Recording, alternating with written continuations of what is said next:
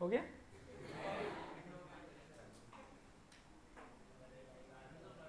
अरे वही सिस्टम में प्रॉब्लम आया आज, होता है। इतनी बड़ी रेलवे सिस्टम मिल जाती है, हमारा छोटा सॉफ्टवेयर है ये तो। Good morning everyone. हमने प्रीवियस सेशन के अंदर आपको बुक कीपिंग दो टर्म पढ़ाए थे, बुक कीपिंग अकाउंटेंसी, और हमारा ये दोनों को मिलके हमारा एक सब्जेक्ट बनता है, नाम है अकाउंट। क्या नाम है? अकाउंट बोलो या अकाउंटिंग बोलो, ठीक है।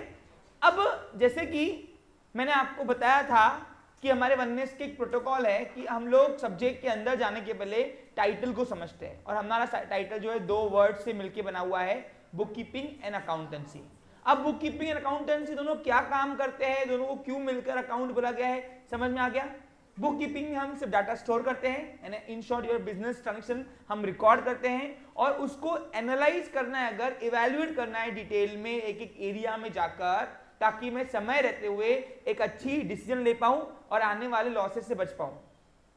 आने वाले लॉसेस यानी कैसे? जैसे अगर अकाउंटिंग एक काम, देखो अकाउंटिंग तुमको बिजनेस का रिजल्ट बताता है पूरा, और रिजल्ट के अंदर एक एक एरिया बताता है। अगर अननेसेसरी एक्सपेंडिचर हो रहे हैं कहीं पे भी, तो वो तुमको अकाउंटिंग बता देगा, जिससे क्या होगा, तुम वो अननेसेसरी एक्सपेंडिचर कम करके तुम आने वाले लॉसेस से बच सकते हो।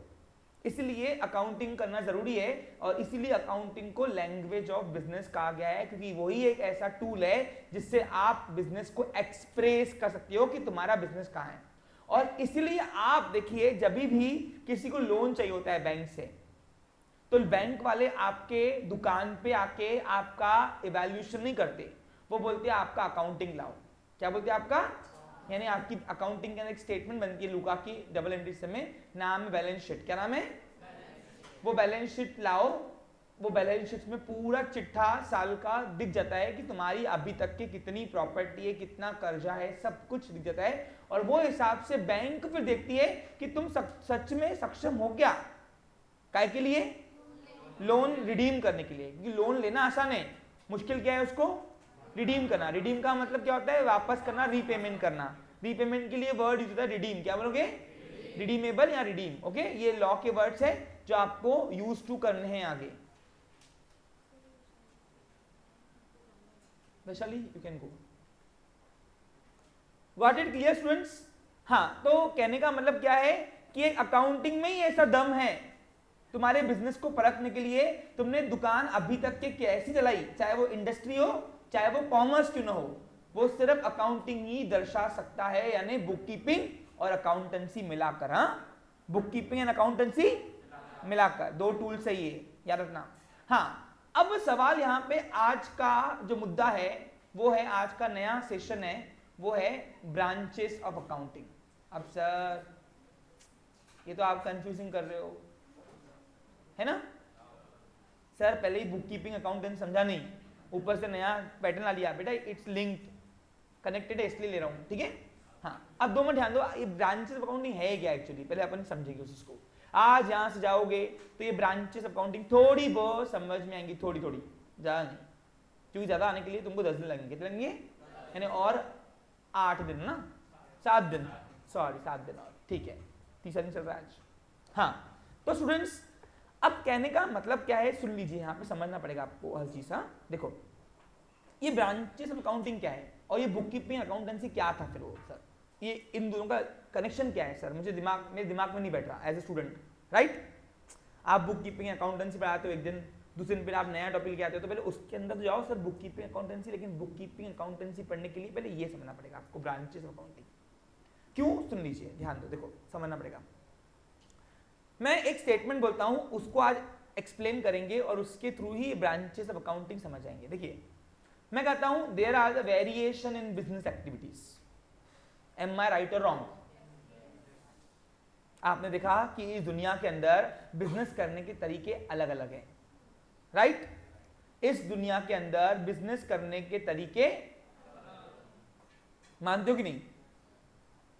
अब अगर बिजनेस करने के तरीके अलग है और accounting is consider as a language of business, so जितने अगर लोग होंगे उतनी भाषाएं होंगी, तो जितनी बिजनेस की एक्टिविटी होंगी उतने प्रकार के अकाउंटिंग भी तो होने चाहिए ना। और इसलिए if there are the variation in the business, so there are the variation in the accounting, and that variation of the accounting known as branches of accounting. That's why हम पहले आज branches of accounting पढ़ेंगे। अब बताओ business करने के तरीके कितने सिखाए मैंने आपको, बताओ। दो। बिजनेस एक एक्टिविटी है, बोलो कौन कौन सी? पूरी दुनिया सिर्फ इन्हीं दो एक्टिविटीज को बिजनेस बोलती है, इंडस्ट्री एंड। अब अकाउंटिंग क्या है? इन दोनों की लैंग्वेज है। क्या है इन दोनों की? अब जैसे लोग अलग इंडिया के अंदर, वैसे ही भाषा अलग।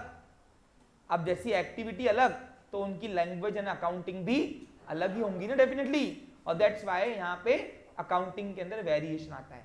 और आपके पोर्शन में कौन सा वेरिएशन है, और वो जो बुक कीपिंग अकाउंटेंसी जो मैं बात कर रहा था वो किस टाइप के अंदर आता है, इसीलिए आपको ब्रांचेस ऑफ अकाउंटिंग पढ़ाना जरूरी है। सो there are the variation in the business activity leads to branches of accounting. अब बताओ ऐसी कितनी ब्रांचेस है अकाउंटिंग के अंदर? तो अकाउंटिंग करने के तरीकों को हमने नाम दिया है ब्रांचेस। यानी क्या? आपकी एक्टिविटी अलग तो आपकी अकाउंटिंग भी अलग, क्योंकि जैसे लोग वैसी भाषा, वैसे जैसी बिजनेस एक्टिविटी वैसे उसकी अकाउंटिंग। समझा आपको? क्लियर? पक्का? तो यानी ये इससे कनेक्टेड क्यों है, समझा आपको? क्लियर? अब अकाउंटिंग करने के तीन तरीके हैं, वैसे तो बहुत है, लेकिन आपको बेसिक नॉलेज देने के लिए मैं मेन मुख्य जो पूरी दुनिया इसको अडॉप्ट करती है। देखो मैं आपको एक बात बोलता हूं, 11 से आपने 10 तक जो भी सीखा वो नैरो कंसेप्ट था। नैरो कंसेप्ट ने क्या? वो मात्र आपके लोकल रीजन में एप्लीकेबल हो सकता है, यहाँ तो नेशनलाइज, बस इंटरनेशनल लेवल पे नहीं होगा। लेकिन आप जो 11 से पढ़ रहे हो पूरी इंटरनेशनल एजुकेशन पढ़ रहे हो, यानी अमेरिका वाला बच्चा भी यही पढ़ता है और इंडिया वाला बच्चा भी यही पढ़ रहा है, यानी इन शॉर्ट पूरा पूरी दुनिया यही पढ़ रही है, वर्ल्ड से। फर्क इतना है कि अपनी अपनी भाषा में उसको लिखा गया है। हम लोग इंग्लिश यूज करते हैं, अमेरिका वाले उस खुद की इंग्लिश यूज करते होंगे, या चाइना वाले चाइना में पढ़ते होंगे। तो डेफिनेटली पढ़ना आपको सब यही है, लेकिन अपनी अपनी भाषा में, बस और कुछ अंदर नहीं है। समझा? अब इसका बेनिफिट क्या मिलेगा आपको? कल को अगर पापा को बोलेंगे पापा विदेश जाना है पढ़ाई करने, तो यू कैन गो, आपको वहां भी यही सब मिलेगा, डोंट वरी। समझा आपको? क्लियर है? आपका जो एजुकेशन 11 के बाद वो वाया जाएगा नहीं, वेस्ट नहीं होगा, आपको सब यूटिलाइज होगा आगे। चलिए शुरू करते हैं। अकाउंटिंग के मुख्य तीन तरीके, अकाउंटिंग करने के तीन तरीके। अकाउंटिंग और अकाउंटेंसी दोनों में अंतर है। हाँ, फिर बोल रहा हूं मैं, accountancy is a part of accounting. The term accounting is wider than accountancy. कल ही तो पढ़ा है यार, बुक कीपिंग अकाउंटेंसी दो पार्ट है अकाउंटिंग के, राइट? अकाउंटिंग वर्ड बड़ा है, यानी अकाउंट्स की बात कर रहा हूं मैं यहाँ पे, सब्जेक्ट की। तो अकाउंटिंग करने के तीन तरीके हैं। पहला तरीका कौन सा है सर? तो पहला तरीका है फाइनेंशियल अकाउंटिंग। दूसरा तरीका है कॉस्ट अकाउंटिंग। आज इन तीनों को ही पढ़ना है सिर्फ अपने को। और तीसरा आता है मैनेजमेंट अकाउंटिंग। ये तीन तरीके हैं अकाउंटिंग करने के। पढ़ते हैं इसको, आज समझते हैं और थोड़ा थोड़ा आपको समझ में आने लगेगा। देखो सुनो, व्हाट इज मैनेजमेंट अकाउंटिंग। ये जो तीनों अकाउंटिंग बनाए गए ना, इसमें से ये अकाउंटिंग में इतना बदलाव क्यों दिया? क्योंकि बिजनेस की एक्टिविटी में बदलाव है। आप बताओ, इंडस्ट्री टोटल अलग है कॉमर्स से, मानते हो कि नहीं? कॉमर्स का काम है रीचिंग करना, रीचिंग करवाना। इंडस्ट्री का काम है मैन्युफैक्चरिंग करना। दोनों का एक्टिविटी अलग है। अब दोनों का एक्टिविटी अलग है तो दोनों का हिसाब किताब करने का तरीका भी अलग होगा। That's why there are the variation in accounting known as branches of accounting. पहले बात करता हूं फाइनेंशियल अकाउंटिंग की। सबसे बड़ा कंसेप्ट है फाइनेंशियल अकाउंटिंग। सुन लीजिए क्या होता है फाइनेंशियल अकाउंटिंग। पहली बात मैं आपको बता दूं, it is used for both sector, industry as well as commerce. The term of financial accounting is much wider than cost and management because it enable to get exact result through exact, it enable to give the exact result of the business activity, whether that activity belongs to industry or commerce. कुछ समझा क्या? नहीं, English बोला तो पूरा ऊपर से आता। हिंदी बताओ सर। हाँ, हम तो हिंदी मीडियम वाले हैं। हिंदी मीडियम में नहीं, इंग्लिश मीडियम वाले, the mixup of Hindi and English, right? हाँ, सबसे पहले एनर्जेटिक होके बैठो यार, ये क्या देख रहे हो, अकाउंटिंग कर रहे हो। हाँ, एकदम स्ट्रेट। Very good. चलिए, तो अब अगले 1 घंटे की जर्नी में हम ये तीनों अकाउंटिंग कवर करेंगे, और फिर वो बुक कीपिंग एंड अकाउंटेंसी किसका पार्ट था वो मैं आपको बताऊंगा एट लास्ट, और फिर कल से हम अपने बुक कीपिंग अकाउंटेंसी वापस आ जाएंगे। समझा आपको? क्लियर? देखिए, फाइनेंशियल अकाउंटिंग किसको बोलते हैं? ऐसा अकाउंटिंग, ऐसा हिसाब किताब जिससे मैं चाहे बिजनेस की कोई भी एक्टिविटी परफॉर्म करूं, वेदर इंडस्ट्री और कॉमर्स। अब बिजनेस का अल्टीमेट गोल क्या है बताओ? Maximisation in profit, right? है ना? लेकिन प्रॉफिट होगा ये पक्का है क्या? नहीं। तो जो अकाउंटिंग मेरे बिजनेस का एग्जैक्ट रिजल्ट मुझे बताएगी, मेरी प्रॉपर्टीज, मेरे ऊपर कर्जा कितना है, मेरा एग्जैक्ट साल भर में मैंने कमाया कितना है, मेरा खर्चा कितना हुआ है, कितना खर्चा अननेसेसरी था, कितना खर्चा नीडेड कंपल्सरी वाला था लगा हमने, हम कितना हेर बदल कर सकते हैं, हम फाइनेंशियल डिसीजन कितने ले सकते हैं, ये सारी स्थिति यानी स्टेटस दर्शाने वाला जो अकाउंटिंग है वो है फाइनेंशियल अकाउंटिंग।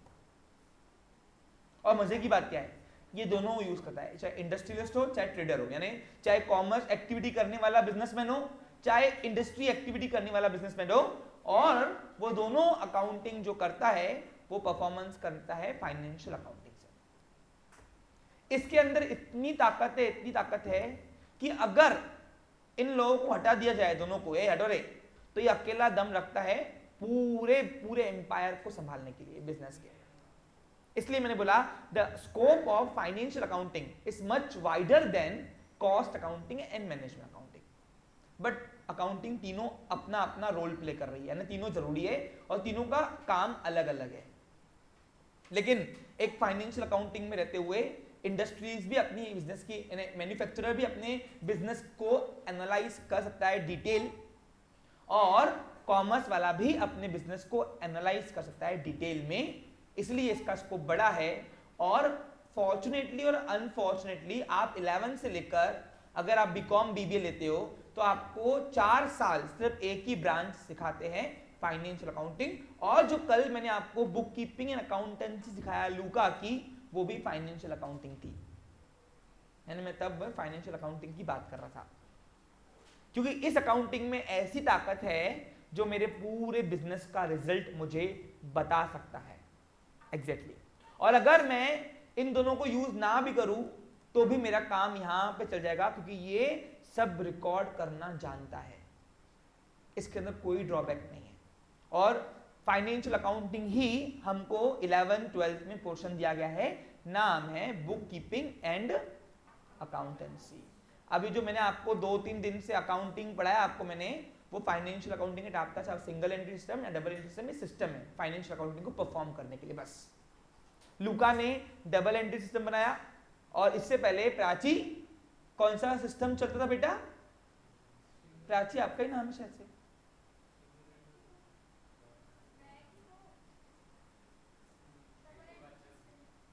इससे पहले डबल एंट्री सिस्टम था। हाँ, तो कॉन्सेंट्रेशन यहाँ करो बेटा, लैग जा रहा, सही कि नहीं? हाँ, सोच में पड़ गए थे इसलिए बोला, जगह जागो। ठीक है बच्चा लोग, समझा आपको? हाँ, तो कहने का मतलब क्या है?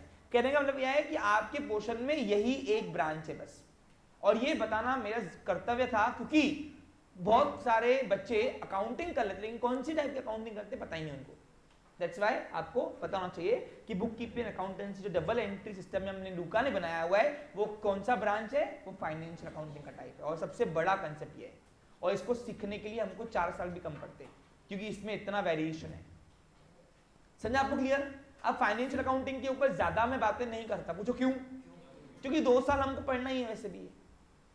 जब हम इसके अंदर जाएंगे दोनों टर्म्स के अंदर, तो फाइनेंशियल अकाउंटिंग लूका ने जो सिस्टम बनाया डबल एंट्री सिस्टम के थ्रू, आपको आगे परफॉर्म ही करना है वैसे भी।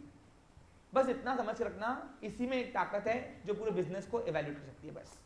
फिर वो बुक कीपिंग अकाउंटेंसी मिला के करता है। बुक कीपिंग डाटा रिकॉर्ड करता है, और डाटा रिकॉर्ड को कंप्रेस करके हमको प्रॉपर इवैल्यूएशन करने के लिए, यानी परखने के लिए अकाउंटेंसी वर्क करता है। और आज की ये दोनों सिस्टम हम जो परफॉर्म करेंगे वो डबल एंट्री सिस्टम से करेंगे। और मैंने आपको कल टैली सॉफ्टवेयर के बारे में बता दिया था कि टैली सॉफ्टवेयर क्या काम करता है। टैली सॉफ्टवेयर में आप बुक कीपिंग करते हो अपने हिसाब से और वो आपको अकाउंटेंसी का आउटकम निकाल के देता है, बस और कुछ भी नहीं करता है वो। लेकिन ये गलत हो गया तो ये अपने आप आउटकम भी, क्योंकि कंप्यूटर को नहीं पता कि आप जो फिटिंग करोगे वो हिसाब से आपको अकाउंटेंसी का आउटकम निकाल के देता है। समझा आपको क्लियर? इसलिए आप देखो टैली कराने वाले सर जो भी होंगे वो पहले आपको मैनुअल करवाते हैं पूरा अकाउंटिंग, और फिर आपको प्रैक्टिकली आपको कंप्यूटर में बिठा के आपको अकाउंटिंग करवाते हैं कि दोनों का आपको टेस्ट होना चाहिए। लेकिन मैं आपको बता दूं आजकल के जो सर है टैली वाले वो थोड़ा बेईमानी कर रहे हैं, है ना बेटा? जो फैक्ट है बेईमानी, इसको कॉस्ट कटिंग कंसेप्ट बोलते हैं हम। क्या होता था, अकाउंट डबल एंट्री सिस्टम लूका ने एक साइकिल बनाई हुई है। क्या बनाई हुई है? साइकिल। 4 स्टेप्स में डबल एंट्री सिस्टम परफॉर्म होती है।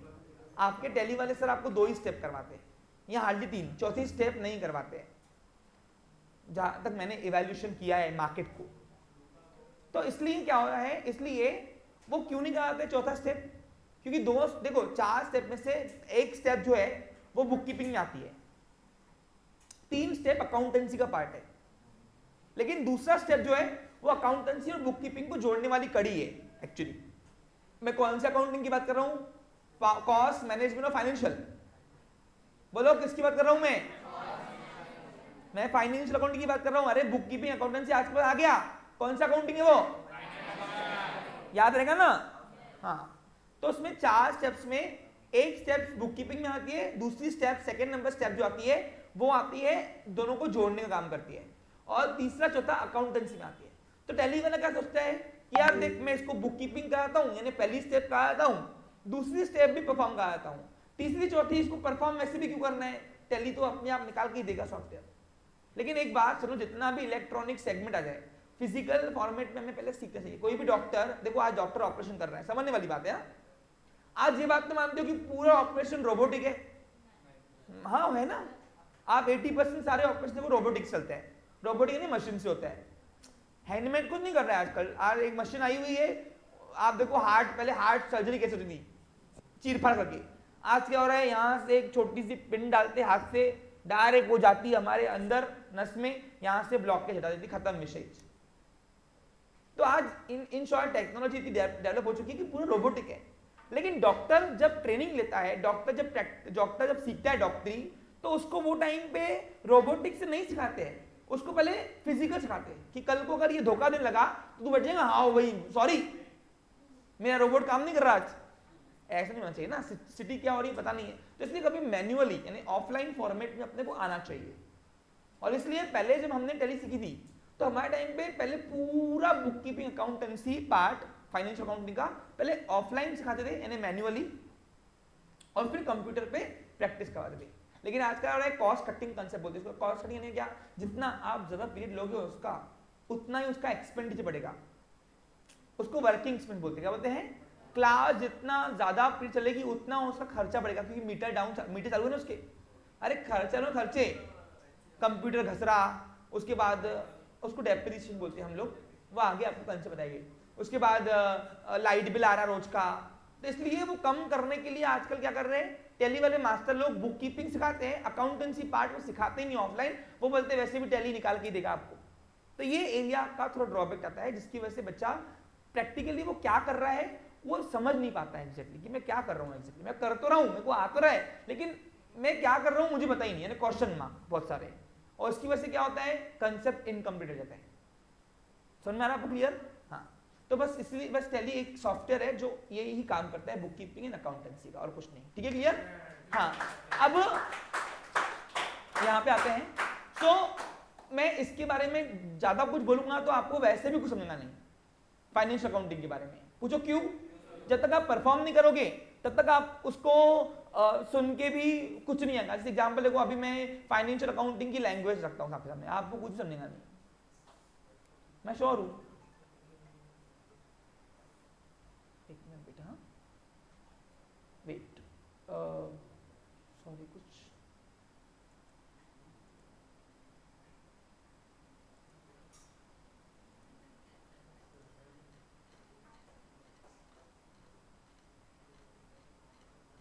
अब अगर मैं बुक कीपिंग के बारे में बताऊं आपको, सॉरी फाइनेंशियल अकाउंटिंग के बारे में बताऊं, तो फाइनेंशियल अकाउंट, ये अकाउंटिंग की 3 ब्रांच है जो हमने देखा। अब उसमें फाइनेंशियल अकाउंटिंग क्या करता है? Financial accounting is a specific branch of accounting involve a process of recording, summarising and reporting the variety of transaction resulting from business operation over a period of time. It shows the exact position of the business. सब ऊपर से गया ना? नहीं गया? समझ में आ गया? वेरी गुड बच्चे लोग, जिसको समझ में आएगा रख देना, जिसको समझ में आया टेंशन मत ना, आ जाएगा। Clear picture? हाँ, क्योंकि तो क्या होता है बता रहा हूं, जब तक मैं कोई चीज परफॉर्म नहीं करता हूं, उसके अंदर जाऊंगा नहीं, तब तक ये आपको एग्जैक्टली ये क्या लिखा हुआ है पता नहीं चलेगा। इसलिए पहले अंदर जाना पड़ेगा उसके अंदर, और फिर आपको समझेगा। ये तो लिखने के लिए आपको मैं लिखा सकता हूं, लेकिन कोई मतलब की बात नहीं है। बस इसको अगर सिंप्लीफाइड करना चाहोगे अकाउंटिंग, फाइनेंशियल अकाउंटिंग, तो क्या होगा सुनो। Financial accounting is accounting is a branch of accounting through which we know यानी businessmen know the exact position about the business। Simple भाषा में बस यही करेंगे। फाइनेंशियल अकाउंटिंग इनेबल का मतलब है जिसके थ्रू हम कोई काम करते हैं, फाइनेंशियल अकाउंटिंग के थ्रू ऐसा बोलेंगे। Financial accounting enable to get the exact result, exact position about the business for a particular period of time. Accounting एक पीरियड की होती है, हमेशा पूरे लाइफ टाइम की नहीं होती है। और वो पीरियड कहाँ से आया, क्यों आया, सब आपको आगे धीरे धीरे जब हम फाइनेंशियल अकाउंट में जाएंगे तो आपको समझेगा। आपको बताया गया है, आपको टेलीवाइज सर ने कि अकाउंटिंग 1 साल की होती है, सिखाया है आपको अकाउंटिंग 1 साल की होती है? नहीं आता है? बताया होना चाहिए। तो अकाउंटिंग 1 साल की होती है। अकाउंटिंग 1 साल की क्यों होती है? क्या मैं 1 साल के नीचे अकाउंटिंग करता हूँ? यस यू कैन, आप कर सकते हो, लेकिन जनरली 1 साल की क्यों होती है वो सब आपको जब इसके अंदर हम जाएंगे तो हम उसको बात करेंगे। इसलिए यहाँ पे लिखा हुआ है operation over the period of time, यानी क्या, हम अभी तक जितना बिजनेस एक्टिविटी परफॉर्म कर चुके हैं पूरे पीरियड की एक साथ में अकाउंटिंग नहीं कर पाऊंगा। पूछो क्यों?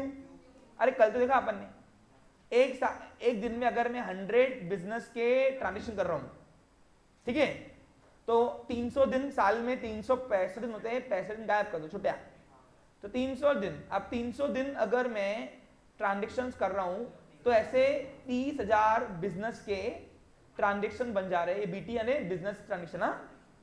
तो ऐसे मेरे पास ऑलरेडी डाटा 1 साल का ज्यादा है। अब मैं 2001 से बिजनेस चला रहा हूं और सोचू जानते ना हिसाब किताब अभी क्या करूं, दुकान जब बंद करेंगे तब करेंगे बैठ के, तो आज 2023 है। अब सोचो मैं इतने सारे बिजनेस ट्रांजेक्शन को एवेल्युएट कर पाऊंगा, अगर पॉसिबल ही नहीं है। फिर लूका बोलूंगा भाऊ माफ कर मेरे को भी, क्या बोलूंगा, मैंने अच्छा तो बनाया सिस्टम लेकिन तेरे लिए नहीं था, क्योंकि 23 साल का एक साथ तू डाटा अगर लेके आएगा, बोलेगा भाऊ अभी इसका हिसाब किताब पकड़ दो अकाउंटेंसी में, अकाउंटेंसी तो पूरे हिसाब किताब 2 पेज में लाएंगी, तो ऐसा नहीं होता।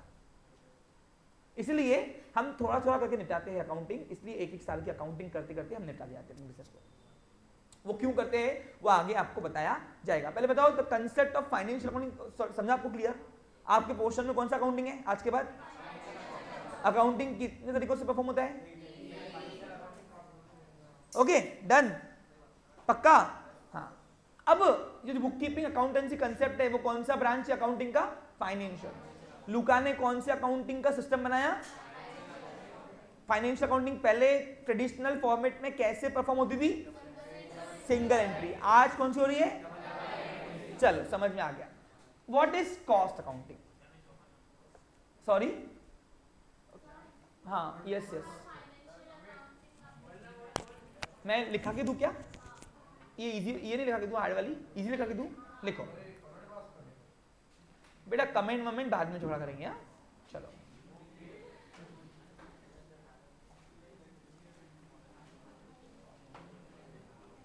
अब मैं मन से लिखा के दे रहा हूं, थोड़ा बहुत आप भी करेक्शन कर लेना। हाँ फास्ट फास्ट में, अभी शांत बैठो। देखो क्या आएगा, फाइनेंशियल अकाउंटिंग, बता ना, डिटेक्ट कर दे।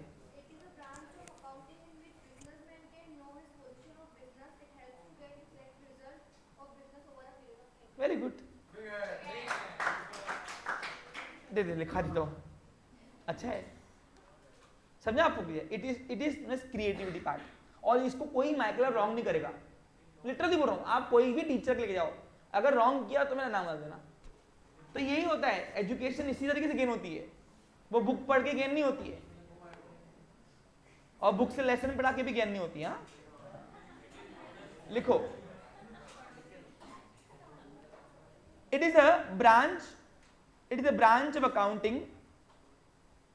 अब देखो इसने इन विच लिखा हुआ है, थ्रू विच लिखूंगा, थ्रू विच चलेगा, या इसको भी ऐसे लिखते हैं, it is a branch of accounting enable businessman, ऐसा करें, नहीं लिखे, इनेबल का मतलब है, हाँ विच इनेबल लिख सकते हैं हम लोग, ठीक है, ध्यान दो, ये लिखते हैं इजी वाला, it is a branch of accounting,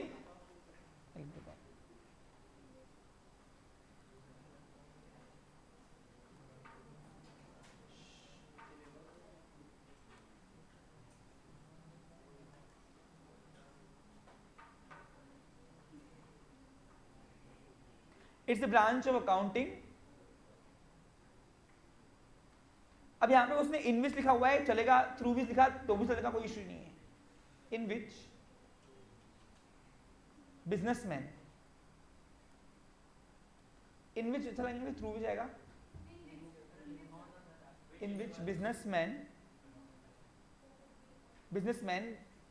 can know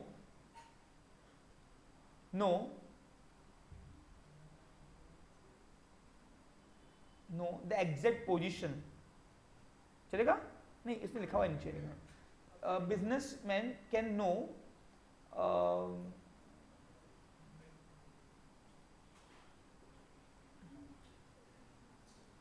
his position, very good, his position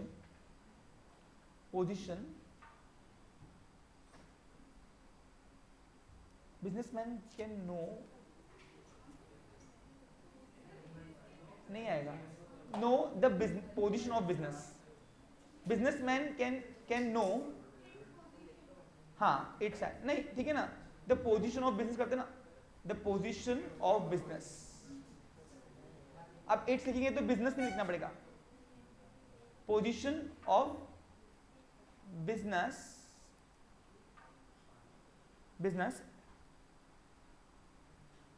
full stop. It helps to get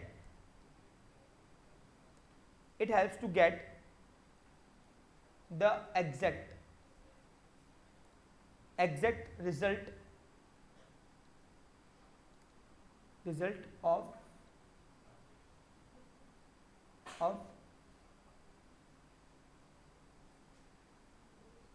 it helps to get exact result of business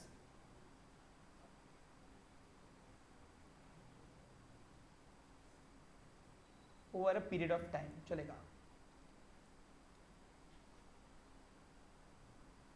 for a particular period of time लिखा तो भी चलेगा, यहाँ पे हाँ, over a period of time लिखा है चलेगा, यहाँ तो for a particular period of time लिखा तो भी चलेगा, पीरियड ऑफ टाइम, ठीक है। अब इसके लिए जगह छोड़ो, पूछो क्यों? क्योंकि जब तुम कॉस्ट अकाउंटिंग का कंसेप्ट समझोगे ना अभी, उसके बाद तुमको 2-3 मुद्दे और लिखने के लिए यहाँ मिल जाएंगे, समझा आपको क्लियर, इसलिए बोल रहा हूँ। हाँ, अब मैं सेकेंड ब्रांच लेता हूँ, व्हाट इज कॉस्ट अकाउंटिंग। देखो ये ऊपरी है, अंदर वैसे भी जाना ही है हमको।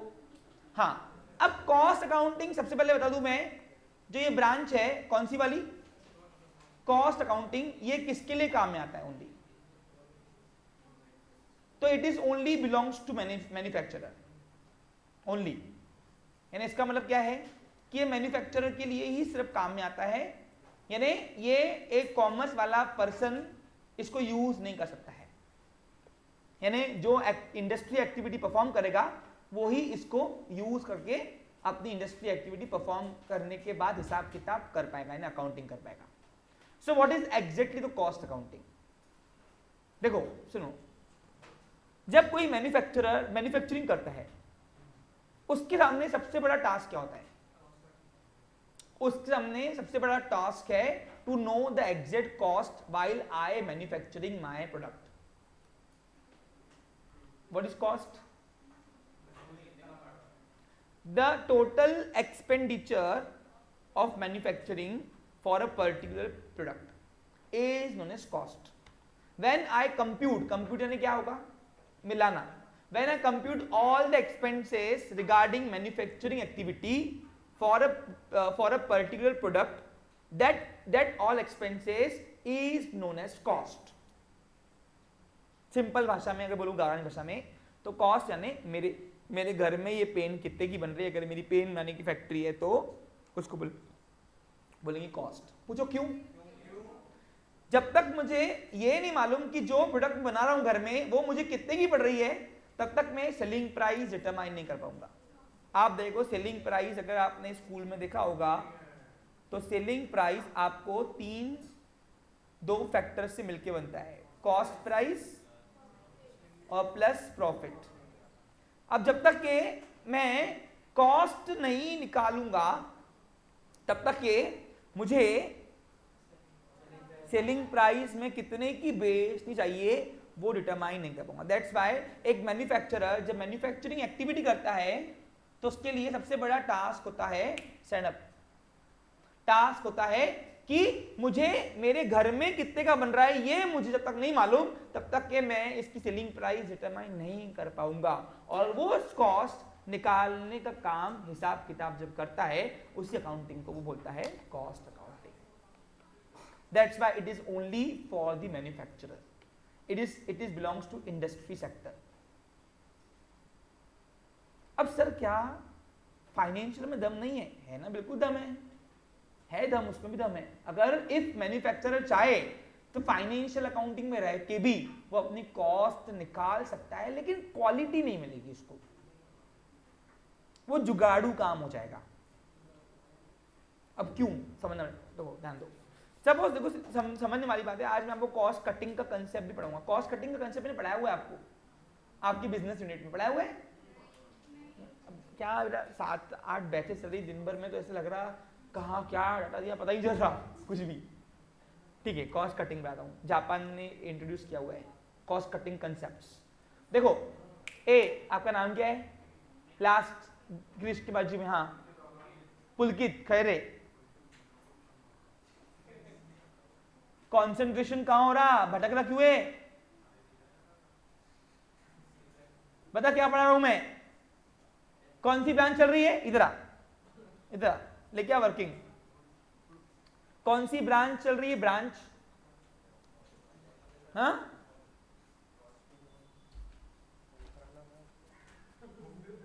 कौन सा ब्रांच तीनों में से अभी कौन सा चल रहा? मारू क्या? हाँ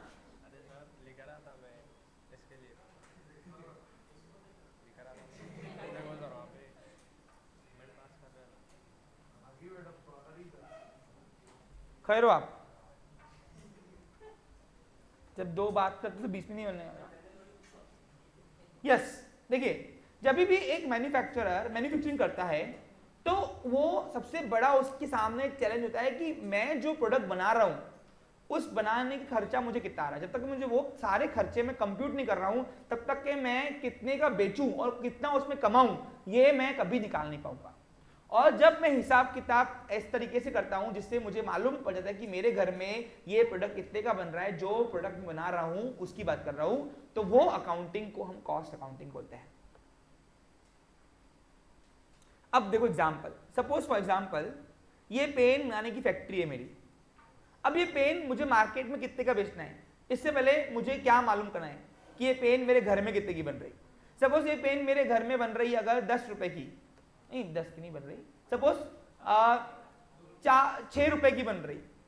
अब 6 रुपए की बन रही तो 6 रुपए की बनने के बाद अब मैं इसका सेलिंग प्राइस तय करना है, और सेलिंग प्राइस मैंने सपोज 4 रुपए कमाई रखी तो मैं बोलूंगा 10 का मैं बेचूंगा।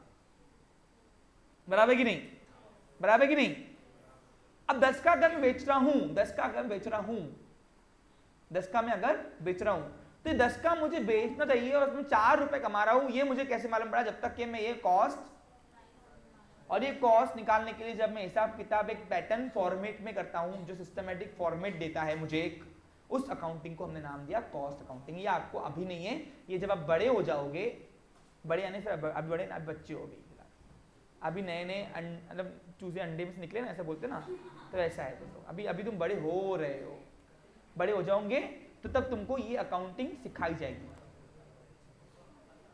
यानी अगले 4 साल अगर तुम मेरे पास पढ़ोगे तो आपको ये ब्रांच है ओनली। 5वें साल में जब आप ग्रेजुएशन जाओगे, बीबीए का फाइनल ईयर और बीकॉम के फाइनल ईयर में, सेमेस्टर 5th में आपको कॉस्ट अकाउंटिंग है। यानी 4 साल आपको पूरे एजुकेशन सिस्टम में 4 साल आपको सिर्फ एक ही ब्रांच है, फाइनेंशियल, क्योंकि इसका कंसेप्ट बड़ा है, इसलिए इसका स्कोप बड़ा है। यानी कॉस्ट अकाउंट में आया। अब कॉस्ट अकाउंटिंग की एक ड्रॉबैक है। क्या ड्रॉबैक है? ये माझा हुआ अकाउंटिंग है। क्या है ये? क्यों माझा हुआ अकाउंटिंग है बेटा? खत्म क्यों होगा? क्योंकि ये बोलता है मैं सब रिकॉर्ड नहीं करूंगा रे। क्या बोलता है ये? भाई जो आया तुम लिख रहे, ऐसा चलेगा नहीं। इसलिए माझा अकाउंटिंग है, क्योंकि ये माझा अकाउंट इसलिए है क्योंकि ये सब रिकॉर्ड नहीं करता है। ये सब बोलता है कि मैं मैन्युफैक्चरिंग एक्सपेंस और इनकम ही रिकॉर्ड करूंगा बस। यानी जो खर्चा मैन्युफैक्चरिंग पे लग रहा है, यानी इंडस्ट्री एक्टिविटी परफॉर्म करने के दौरान लग रहा है, या कोई इनकम अगर वहां से आई होगी, वो मैं रिकॉर्ड कर दूंगा। बाकी सिल्लक के खर्चे मेरे को नहीं बोलना। और इसीलिए एक मैन्युफैक्चरर टोटल इसके ऊपर रिलायबल नहीं हो सकता। यानी एक कॉस्टिंग निकालने तक तो बात ठीक है, यानी कि आप प्रोडक्ट की कॉस्ट ये आपको निकाल के दे देगा।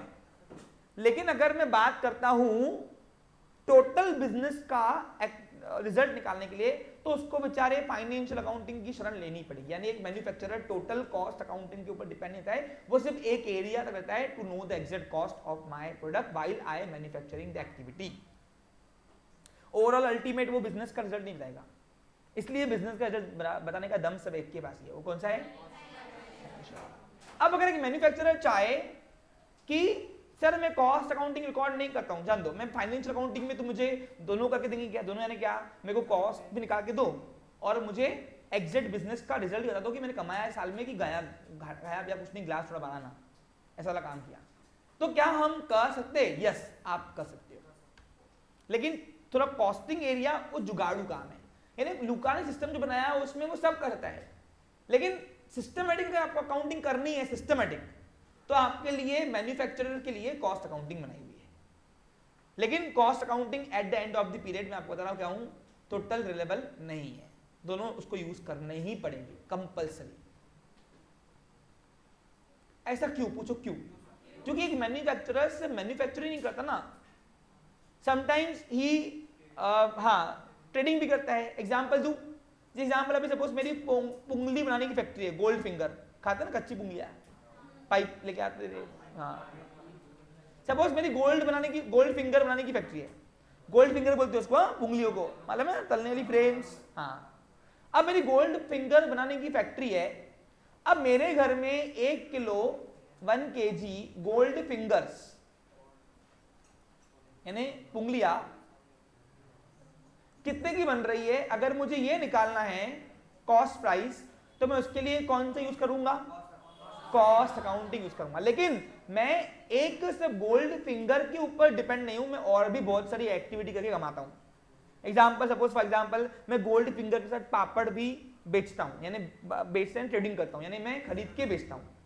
इसके साथ और कौन से, जैसे मैंने अभी फॉर एग्जाम्पल ये पास्ता, अब मैं पास्ता खरीद के बेच रहा हूं, ट्रेडिंग कर रहा हूं, यानी मैं पापड़ और, क्योंकि देखो बिजनेस एक हुआ है, उसमें कभी भी प्रॉफिट की भूख मिट्टी नहीं है। बिजनेसमैन कितना भी प्रॉफिट कमा गया बोलते आन दो, देखा नहीं?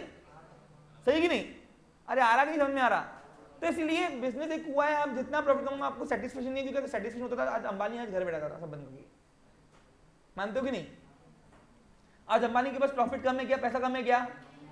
अगर वो सेटिस्फाइड हो जाता तो आज वो सब बंद करके बोलता था चलो मेरी 7-8 पीढ़ियां निकल जाएंगी, मैं यहाँ से गया, आज हम टेंशन खत्म। 7-8 पीढ़ियां उनकी आराम से निकल जाएंगी बैठ के, आज भी अगर उन्होंने छोड़ दिया सब कुछ। बट बिजनेस के अंदर एक बिजनेसमैन प्रॉफिट कभी भी रुकता नहीं, वो आन दो। तो इसलिए बिजनेस प्रॉफिट ज्यादा कमाने के लिए उसको बिजनेस की एक्टिविटीज बढ़ानी पड़ती है। और एक मैन्युफैक्चरर इसलिए टोटली रिलायबल से मैन्युफैक्चरिंग के ऊपर रहता नहीं, वो साथ में ट्रेडिंग भी करता है। क्या करता है वो? जैसे गोल्ड फिंगर बना रहा हूँ वो मैं मैन्युफैक्चरिंग कर रहा हूँ, लेकिन साथ में मैं पापड़ और पास्ते का ट्रेडिंग कर रहा हूँ। अब सवाल आता है, मैं अपने अकाउंटेंट बोलता हूँ, अकाउंटेंट कॉस्ट अकाउंटिंग कर रहा तू, बोलता हाँ सर, रहने देना, फाइनेंशियली कॉस्ट में ही निकाल के दे दे, खत्म कर। वैसे ऐसा नहीं होता। पूछो क्यों? क्योंकि कॉस्ट अकाउंटिंग उसको गोल्ड फिंगर 1 किलो कितने में पड़ रही घर में वो निकाल देगा खर्चा, लेकिन ओवरऑल तुमने साल भर में कितना कमाया वो निकाल नहीं पाएगा, उसको फिर फाइनेंशियल अकाउंटिंग की शरण लेनी ही पड़ेगी। That's why the scope of financial accounting is much wider than costing. इसको कॉस्टिंग बोलते हैं, क्या बोलते हैं। अब एक और बात है, मैं कॉस्ट कंसेप्ट की बात कर रहा हूं, तो कॉस्ट कंसेप्ट क्या होता है ये समझ लो। देखो मार्केट के अंदर सेलिंग प्राइस कोई भी मैन्युफैक्चरर तय नहीं करता है, ना ही कोई ट्रेडर तय करता है, सेलिंग प्राइस मार्केट तय करती है। यानी हम अपने मन मुताबिक कितना भी सेलिंग प्राइस नहीं रख सकते हैं, ये मार्केट तय करता है। पूछो क्यों? क्योंकि आज दुनिया के अंदर परफेक्ट कंपटीशन चल रही है। परफेक्ट कंपटीशन चल रही है जहां पे लार्ज नंबर ऑफ बायर और सेलर्स रहते हैं, इसलिए आज का जो रेट है कोई प्रोडक्ट का वो मार्केट तय करता है डिमांड और सप्लाई से। किससे? दो फैक्टर्स, डिमांड और सप्लाई। अब मैन्युफैक्चरर को अगर मैन्युफैक्चरिंग में कमाना है, प्रॉफिट बढ़ाना है, तो उसको अपनी कॉस्ट कम करनी पड़ेगी। पूछो क्यों? देखो एग्जांपल, अब मैं 6 रुपए की पेन आ रही है घर में, ये 6 रुपए की पेन आ रही है और 4 रुपए में कमा रहा हूं, मेरी भूख और थी कि मैं और कमाऊं, तो मैं सेलिंग प्राइस नहीं बढ़ा सकता। अगर मैंने सेलिंग प्राइस बढ़ाया तो मेरा टोटल सेल कम हो जाएगा। पूछो क्यों? क्योंकि मेरे जैसे कॉम्पिटिटर बहुत है, मेरे से पेन बेचने वाले बहुत है मार्केट में, तो ग्राहक क्या बोलेगा, इसकी 10 की मिल रही थी, ठीक है अब 12 की मिल रही, लेकिन इसकी 10 की मिल रही, तो मैं इसकी क्यों ना लूं। ग्राहक तो अपना सोचेगा ना, 2 पैसे ज्यादा बच रहा है। तो इसलिए कोई भी सेलिंग प्राइस अपने मन मुताबिक आप बढ़ा दोगे चलता नहीं, आपका पूरा प्रोडक्ट डिक्लाइन हो जाएगा मार्केट में। इसलिए हमेशा बिजनेस के अंदर जो सेलिंग प्राइस है वो मार्केट तय करता है। कौन तय करता है? इसलिए प्रोडक्ट कोई भी ट्रेडर हो या मैन्युफैक्चरर हो अपने मन मुताबिक कोई भी भाव रख सकता नहीं है। वो देखता है कि मेरे कॉम्पिटिटर कितना भाव रख रहे हैं, उस हिसाब से प्राइस चलती है। समझ में आ रहा क्या? हाँ यस बोलिए। सर हमको फॉर एग्जांपल सेलिंग प्राइस हमको 10 रुपीस ही रखनी है और हमारा कॉस्ट प्राइस है 6 पर हम कॉस्ट प्राइस को कम कर सकते हैं ना? हाँ, तो उसी को कॉस्ट कटिंग कंसेप्ट बोलते हैं, वही सिखा रहा हूँ, बैठिए। देखिए ध्यान देंगे सभी लोग, नहीं जब मेरी इच्छा होगी तब बताऊंगा आपको, समझा बच्चा लोग? अब नहीं बोलना मेरे को इंटरेक्ट, आवाज बीच में करोगे तो पनिशमेंट मिलेगी, सिंपल। हाँ सॉरी, अब मैं आता हूं, जापान ने एक नया कंसेप्ट बनाया था, cost cutting concept. Cost cutting concept का मतलब क्या होता है कि जब एक मैन्युफैक्चरर मैन्युफैक्चरिंग कर रहा है तो अननेसेसरी एक्सपेंडिचर निकाल दो, उसमें से अननेसेसरी मटेरियल निकाल दो। इससे दो बेनिफिट मिलते हैं, एक तो आपका बनाने का कॉस्ट कम हो जाएगा और दूसरा क्या होगा, प्रॉफिट ज्यादा होगा। एग्जांपल दूं, कॉस्ट कटिंग कंसेप्ट का एग्जांपल तो ध्यान देखो। सेकेंड वर्ल्ड वॉर के बाद जापान पूरी तरह नष्ट हो गया था क्योंकि उसके ऊपर न्यूक्लियर अटैक हुआ था। उसने घुटने टेक दिए थे किसको? यूएसए के सामने कि भैया तू जो बोलता हो कर ले, लेकिन अब दूसरा नहीं फेंकना, बस इतने हम सहन नहीं कर पाए। जापान बावजूद उसके आज डेवलप कंट्री में आता है, डेवलपिंग नहीं डेवलप्ड कंट्री, यानी वो डेवलप कंट्री आज। वाई? क्योंकि उसके पास जो लेबर्स थे वो बहुत efficiently labour, high efficient labour थे। क्यों? पूछो क्यों? क्योंकि सेकेंड वर्ल्ड वॉर के बाद क्या हुआ था, जापान नष्ट हो गया था, तो जापान को यूएसए ने एक रीजन से छोड़ा था कि तू अपनी मिलिट्री नहीं बनाएगा खुद की। आज भी जापान की खुद की मिलिट्री नहीं है, उसको यूएस से प्रोडक्ट करता है। क्या करता है? क्योंकि यूएसए को पता था कि अगर जापान अपनी वाली पे आ गया ना तो हमारा छोड़ेगा नहीं हमको ये, इसलिए उसने क्या बोला, तू अपनी मिलिट्री नहीं बनाएगा, डिफेंस नहीं बनाएगा अपना। और इस वजह से फिर मान गया वो, क्योंकि उसके सामने करो या मरो की स्थिति। अरे सिंपल है, अगर कोई देश के अंदर न्यूक्लियर अटैक हो रहा है, न्यूक्लियर अटैक तुम क्या छोटा सा वो बम दिख रहा क्या तुमको? एटम बम दिख रहा क्या?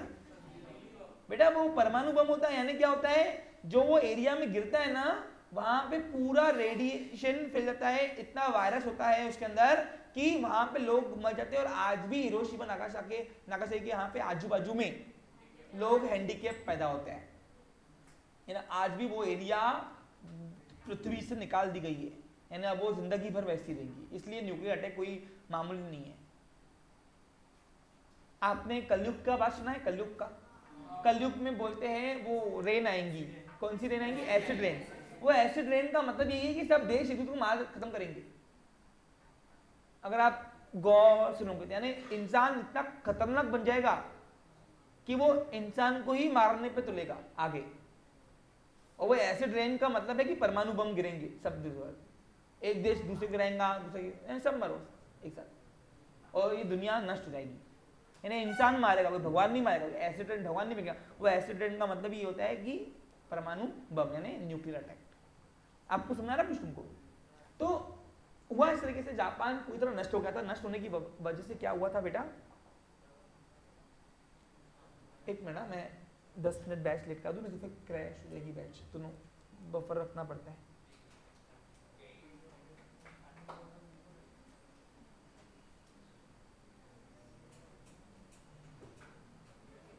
बैच 15 मिनट लेट करो। ओके, तो हुआ इस तरीके से, please pay attention here all of you. हाँ, तो न्यूक्लियर अटैक होने के बावजूद क्या हुआ, जापान ने अपनी मिलिट्री नहीं बनाई, ठीक है भाई रहने दो। तो आर्मी वाले बोले हम कहाँ जाए अभी, हम कहाँ जाए भाई, तुमने हमको तो बेघर कर दिया ना अभी। अरे भाई आर्मी जो थे वो टाइम पे क्या करेंगे अभी वो। तो उन्होंने क्या किया, जापान ने अपने कंपनी के बिजनेसमैन को बोला, बड़े बड़े कंपनीज को बोला कि इनको तुम हायर करो। तो कंपनी व्यापारी लोग बोले इनको क्या आएगा, बोला बेटा इनको जो आएगा उनको किसको नहीं आएगा। मुझे क्यों, सबसे टफेस्ट ट्रेनिंग होती है मिलिट्री की। ट्रेनिंग में आपको पता ही है कि वो 15-15 घंटे काम करवाते, 3 घंटे नींद कराते, सब 20-20 घंटे काम। ट्रेनिंग की मिलिट्री आर्मी की ट्रेनिंग तुमको मजा लग रही क्या? तो बोला इससे ऊपर तुमको हाईली इफिशिएंट मैन पावर कहीं मिलेंगे ही नहीं। यानी क्या हुआ, तुम्हारा लेबर जो है बिजनेस में, तुम्हारा जो वर्कर है वो 8 घंटे में ठंडा हो जाएंगे नहीं। अरे 8 घंटे के ऊपर काम ही नहीं होता ना, तुम करके देखो नहीं होता। ये तुमको जो दे रहा हूं मैं, वहां के प्रेसिडेंट ने बोला ये 15 घंटे भी काम करा लोगे कर लेगा। और इस वजह से क्या हुआ, जापान ने एक स्ट्रेटजी किया कि उनकी मिलिट्री जो है वो बिजनेस चलेगी, बिजनेस सेक्टर में पूरे। और इस वजह से क्या हुआ, उनके पास हाईली इंप्लॉयड मिले, इफिशिएंट इंप्लॉय यानी काम करने की ज्यादा कैपेसिटी रखने वाले इंप्लॉय। और इस वजह से जापान ने अपने आप को डेवलप किया। आज भी जापान रुकता नहीं है। इंडिया में क्या हुआ, 10 होते नहीं की पुलिस बंद करे दुकान, वहां पे ऐसा कोई रोक नहीं है। चाइना में कोई रोक नहीं है, आपको करना है करो, 24 घंटे तुमको तुम्हारी डेयरिंग है ना, 24 घंटे बिजनेस करो, बिजनेस चालू कर दो। क्योंकि बिजनेस क्यों रुकना है यार, इकोनॉमिक एक्टिविटी कौन रुकाता है अपनी।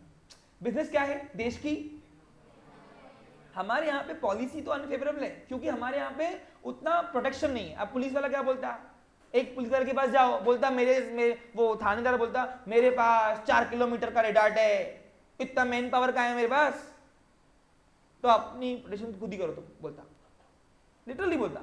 अब मेरे घर पे चोरी हुई थी आज से 8-9 साल पहले, तो मैंने बोला कि सर चोरी हो रही क्या है ये, तो बोलता हम क्या करेंगे, हमने क्या ठेका लिया क्या सबका, हमारे पास ये 15 लोग है, इतने 15 लोगों को 4 किलोमीटर का रेड आर्ट दिया है, कहाँ घूमेंगे, इसलिए खुद ही देखो कैमरा लगा दो खुद ही। हमारे पुलिस आर्मी ये बोलते हैं। और विदेश में ऐसा नहीं है। फॉरेन में आपको अगर 2 बजे भी कुछ अनएक्सपेक्टेड हैपन हुआ है तो वहां पे वो दम रखते हैं सिचुएशन कंट्रोल करने में। यहाँ पे आपको मालूम है 10 बजे दुकान क्यों बंद करते हैं, फॉर सेफ्टी नॉर्म्स ओनली, क्योंकि उनके पास पुलिस के इतने मैन पावर नहीं है यहाँ पे। क्योंकि रात को कुछ होगा तो कैसे अचानक वो होगा इतना सब कुछ, इसलिए आपको यहाँ पे 10 बजे दुकान बंद करवाते हैं। ये पॉलिसी हमारे लिए अनफेवरेबल है। क्यों, अगर मेरे को 24 घंटे काम करना है, मेरे बिजनेस को मैं ऑटोनॉमस रखता हूँ, मैं 3 लोगों के शिफ्टिंग में अपना दुकान 24 घंटे ऑन करता हूँ, तो करने दो ना, मैं कमाऊंगा तो देश अपने आप कमाएगा ना। समझा रहा तुमको, क्योंकि देश की इकोनॉमिक वैल्यू बढ़ाने का दम एक के पास, सिर्फ ओनली बिजनेस। किसके पास, ओनली आ रहा कुछ समझ में। तो ये पॉलिसी है जिसकी वजह से हम लोग पीछे रहे हुए, बस और कुछ नहीं है। नहीं तो कभी मेरे को लगता नहीं कि अगर बस चले ना, अगर हमने प्रोटेक्शन प्रॉपर दिया, पुलिस को प्रॉपर ट्रेन दिया और प्रॉपर मैन पावर पुलिस के खड़े किए, तो बिजनेस में बोलता 24 घंटे रुकना नहीं चाहिए। चलो जरूर तो तुमको एक बिजनेसमैन में बिजनेस का एक बेनिफिट क्या है, प्रोफेशन में क्या होता है, प्रोफेशनल आया तो काम चलता है। बिजनेसमैन नहीं गया है तो उसका बिजनेस ऑटोनॉमस चल सकता है, वो अपना स्ट्रक्चर एस्टेब्लिश किया प्रॉपर। तो अरे आज अंबानी घर बैठता है, दुकान चलता ना उसका, चलता है। ये उसको बोलते हैं ऑटोनॉमस ऑफ बिजनेस। क्या बोलेंगे? तुम नहीं रहो तो भी तुम्हारे बिजनेस उतनी ही कॉम्पिटेंटली चलना चाहिए। और ये चीजें जापान ने ही डेवलप की है कॉस्ट कटिंग का कंसेप्ट करके। उसने एक कंसेप्ट दिया दुनिया को कि आप अगर प्रोडक्ट बना रहे हो, उस प्रोडक्ट के अंदर अननेसेसरी खर्चे कम कर दो। एग्जाम्पल अभी मैं केस स्टडी की बात करूं तो आपको एक्टिवा देखा आपने, एक्टिवा होंडा कंपनी की, उसको कॉस्ट कटिंग कंसेप्ट किया गया है। देखो कॉस्ट कटिंग का मतलब ये नहीं होता कि मिलावट करना, नहीं। कॉस्ट कटिंग का मतलब है कि आप ऐसे पार्ट्स निकाल दो जिससे क्वालिटी उतनी रहे लेकिन आपकी बनाने का खर्चा कम हो जाए और उसका बेनिफिट प्लस होना चाहिए, नेगेटिव नहीं। एग्जाम्पल क्या हुआ, अगर मैं 2000 से लेकर 2010 की एक्टिवा गाड़ी देखोगे आप लोग, तो इस एक्टिवा के अंदर आपको पूरी लोहे की बॉडी मिलेगी, यानी स्टील की बॉडी। और वो स्टील कौन सा मालूम आपको? होंडा कंपनी वो स्टील कौन सा यूज करती है जो प्लेन में लगता है, प्लेन में सबसे हाई कंपोनेंट वाला स्टील। आप देखो पूरी स्टील की गाड़ी है, पूरी ये मॉडल तक आपको देंगे। तो फिर क्या हुआ, धीरे धीरे होंडा कंपनी ने अपना मार्केट कैप्चर कर दिया, मोपेड बोले तो एक्टिवा छा गई। और उसने क्या किया, उसने अननेसेसरी जगह पे फाइबर पार्ट लगाना शुरू कर दिया, जहां पे उसने ट्रायल लिया कि गाड़ी गिरेगी कैसे गिरेगी, यहां तो इधर गिरेगी, यहां तो इधर गिरेगी, ऐसे कभी तो पलटेगी नहीं। तो उसने क्या कर दिया, उसने आगे के पार्ट को वो लगा दिया फाइबर, और थोड़े बाजू से स्टील लगा दिया। इससे क्या हुआ, फाइबर स्टील से सस्ता आता है, उसकी बनाने की कॉस्ट कम हो गई। इसको बोलते हैं कॉस्ट कटिंग मेथड। अब इसका बेनिफिट क्या हुआ, दो बेनिफिट्स को मिले। एक तो गाड़ी का प्रोटेक्शन उतना ही रहा, यानी उसका कोई वैल्यू गिरा नहीं कुछ। क्यों? क्योंकि उसने अननेसेसरी पार्ट से, अननेसेसरी जगह से, एरिया से उसने फाइबर लगाया। उसने जैसे उसने इंस्पेक्शन किया मार्केट से, गाड़ी वाला गिराएगा तो गिराएगा कैसे कस्टमर, इधर से गिराएगा यहाँ तो इधर गिरेगी, तो उसने आजू बाजू में स्टील दे दिया। आज भी वहां स्टील होता है, लेकिन आगे का जो आपका पार्ट है, आगे का भी कौन सा, आगे का देखो आप साइड में उसने स्टील ही दिया अभी तक, लेकिन आगे मिडल पार्ट में, एकदम मिडल पार्ट में, यानी आपके हेडलाइट के नीचे वाला पार्ट जो है, वो उतना पार्ट उसने स्टील का दे दिया। यानी उसको पता था कि गाड़ी कभी ऐसे तो ना गिरेगी, वो ऐसे गिरेगी, यहाँ तो ऐसे गिरेगी। आप समझ रहे हैं मेरी बात को? तो इसको बोलते हैं कंसेप्ट ऑफ कॉस्ट कटिंग। इससे क्या हुआ, क्वालिटी नहीं गिरी, उल्टा देखने को मिला कि गाड़ी का एवरेज बढ़ गया। कैसे? गाड़ी हल्की हो गई थोड़ी, क्या हो गई, और जितनी गाड़ी हल्की होगी उतना वो एवरेज देती है, याद बताइए, ये हमेशा याद। फिर क्या हुआ, 2015 से 15 के बाद का मॉडल देंगे तो गाड़ी का और वजन कम कर दिया गया। क्यों? गाड़ी का मार्केट में कंप्लेंट आया था कि एवरेज दे रही नहीं एक्टिवा। इस तरीके से क्या हुआ, इस तरीके से गाड़ी का अननेसेसरी पार्ट निकाल दिया गया, मतलब जहां पे नीडेड नहीं है उसकी, और उसको गाड़ी को हल्का करके उसका एवरेज बढ़ा के अपना बनाने का खर्चा भी कम कर दिया। सेलिंग प्राइस को पता था कि हम बढ़ा सकते नहीं, क्योंकि जुपिटर मार्केट में आ गया था तब, उसका कॉम्पिटिटर। तो उसको पता था कि अगर मैंने सेलिंग प्राइस बढ़ा दी अपने मन मुताबिक तो मेरा मार्केट बना बनाया डिक्लाइन हो जाएगा, कस्टमर डाइवर्ट हो जाएंगे जुपिटर के पास। और इसलिए सेलिंग प्राइस कभी भी मार्केट तय करता है। हम लोग कॉस्टिंग कम कर सकते हैं कैसे, कॉस्ट कटिंग कंसेप्ट। और एक कॉस्ट कटिंग कंसेप्ट जापान ने दिया है हमको। किस दिया है? आज देखो एक 100% बनाने कॉटन का कपड़ा है जो लिखा होता है, वो 100% नहीं होता उसके अंदर। उसके अंदर 80% 70% कॉटन होता है और 30% एक अलग कपड़ा उसके अंदर मिलाते हैं मटेरियल, जिससे उसका बनाने का खर्चा कम आता है, लेकिन क्वालिटी गिरती नहीं है। देखो कॉस्ट कटिंग का मतलब मिलावट नहीं होता है। हाँ, तो मिलावट को कॉस्ट कटिंग से जोड़ना नहीं, कभी याद रखना। कॉस्ट कटिंग का मतलब होता है कि अननेसेसरी खर्चे निकाल दो, हल्का करो उसको जितना आप कर सकते हो। समझा आपको क्लियर? अब उसमें आप देखो तो युंडाई ने भी किया हुआ है। मारुति की गाड़ियां बहुत हल्की होती है इसलिए वो एवरेज देती है, युंडाई की गाड़ियां भारी होती है, भारी बहुत भारी होने की वजह से क्या हुआ था, वो एवरेज रही थी मार्केट, इंडियन मार्केट में। और इंडियन मार्केट में युंडाई कंपनी की गाड़ियां, कार जो थी वो एवरेज रही थी, तो उसने क्या कर दिया, नीचे का टप्पर जो है, यानी जो भारी था उसका टप्पर वेट, वो कम कर दिया।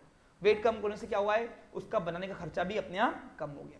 तो मैं कैसे तो भी ऐसे एफर्ट्स मारता हूं, सपोज मेरी पेन बनाने की फैक्ट्री है, अब मैं अगर 6 रुपए की पेन पहले बना रहा था तो मुझे बच रहे थे 4 रुपए, कितने बच रहे? अब मैं कुछ तो भी ऐसे कर दूं जिससे 6 रुपए की पेन न बनते हुए मैं इसको 5 रुपए की बना रहा हूं घर में, तो मेरा कॉस्ट कम हो गया, और कॉस्ट कम होने की वजह से मैंने सेलिंग प्राइस कांस्टेंट रखी, इसकी वजह से क्या हुआ, मेरा प्रॉफिट मार्जिन बढ़ गया। तो आप बिजनेस में प्रॉफिट मार्जिन बढ़ा सकते हो कॉस्ट कटिंग कंसेप्ट करके। अब यहीं पे देख लीजिए, यहाँ पे मेरे को बहुत सारे इंस्टीट्यूशन को वीडियो सप्लाई करने पड़ते हैं। अब मेरे सामने 2 ऑप्शन थे, यहाँ तो ऑफलाइन पढ़ा लो फिर ऑनलाइन डबल करो, हमारे यहाँ बेटर ऑप्शन है कि एक साथ करो। तो आपका ऑफलाइन और ऑनलाइन एक चल रहा है, अब वीडियो रिकॉर्ड भी हो रहा है, लाइव चल रहा है, ऑफलाइन, ये सिस्टम बना दिया मैंने ऐसा जहाँ पे तीनों एकदम नेचुरल हो रहा है। इसको बोलते हैं the concept of cost cutting. अब 3-3 बार मैं अपना बिजली बिल चलाऊं, इंटरनेट के बिल चलाऊं, या ये सब चल रहा हो लोचा, इससे अच्छा बेटर है कि मैं एक ही बार में 3 काम एक साथ करूं, ऐसे सिस्टम्स डेवलप करूं। तो ऐसे सॉफ्टवेयर मैंने कस्टमाइज बना लिए अपने और बना लिए, तो आज वो काम तीनों एक से चल रहे हैं कॉम्पिटेंटली। आज कोई बच्चा नया आता है तो भी वो कॉम्पिटेंटली पीछे का बैकअप करके ही ऊपर बैठता है सीधा, बराबर संचित? बट नीयत हम चाहिए, है ना, खुद की भी, सही कि नहीं, बराबर कि नहीं? तेरे को ऊपर क्या बिठाया तो तू नीचे छोड़ ही दिया, हाँ? चलो समझ में आ रहा है, बैठ जाओ। क्लियर पिक्चर, समझ में आ रहा है आपको अच्छे से? सो व्हाट इज का एग्जैक्टली कॉस्ट अकाउंटिंग, क्लियर है? बट इसका स्कोप नैरो है। पूछो क्यों? क्योंकि ये अननेसेसरी खर्चे रिकॉर्ड नहीं करता है, और जो खर्चे कॉस्टिंग यानी मैन्युफैक्चरिंग से रिलेटेड नहीं है वो रिकॉर्ड नहीं करता ये। और इस वजह से क्या होता है, एक मैन्युफैक्चरर टोटल रिलायबल इसके ऊपर नहीं होता है, उसको दोनों यूज करने पड़ते हैं। अब बताओ दोनों, अच्छा कौन सा अकाउंटिंग कहाँ यूज हो रहा है, समझ आया? अब बताओ फाइनेंशियल अकाउंटिंग कहाँ यूज होगा, किसकी, कौन सी एक्टिविटी के लिए? इंडस्ट्री एंड कॉमर्स, दोनों के लिए होता है। ट्रेडर 8 टू ट्रेड चलाए या कोई भी चलाए, ये अकाउंटिंग सब रिकॉर्ड करने के लिए एलिजिबल है, और सभी का बिजनेस का एग्जिट रिजल्ट निकालने के लिए एलिजिबल है। कॉस्ट अकाउंटिंग कौन यूज करता है? Only industry. अब कॉस्ट अकाउंटिंग का मतलब अगर मैं बताऊं तो क्या है एग्जैक्टली, इसमें अच्छा लिखा है इसलिए लिखा रहा हूं। An accounting through which we know the exact cost of a particular product while manufacturing the product, that accounting is known as cost accounting। Simple भाषा बोल दो, यानी क्या, ऐसा अकाउंटिंग जिसमें हम जान सकते हैं कि हमारा बनाने का घर में खर्चा कितने का आ रहा है, जो हम एक्टिविटी कर रहे हैं इंडस्ट्री की।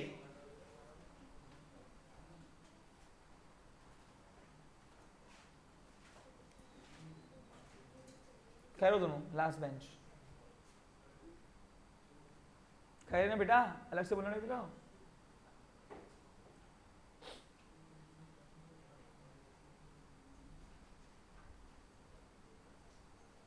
लिख दिया, लिख दो।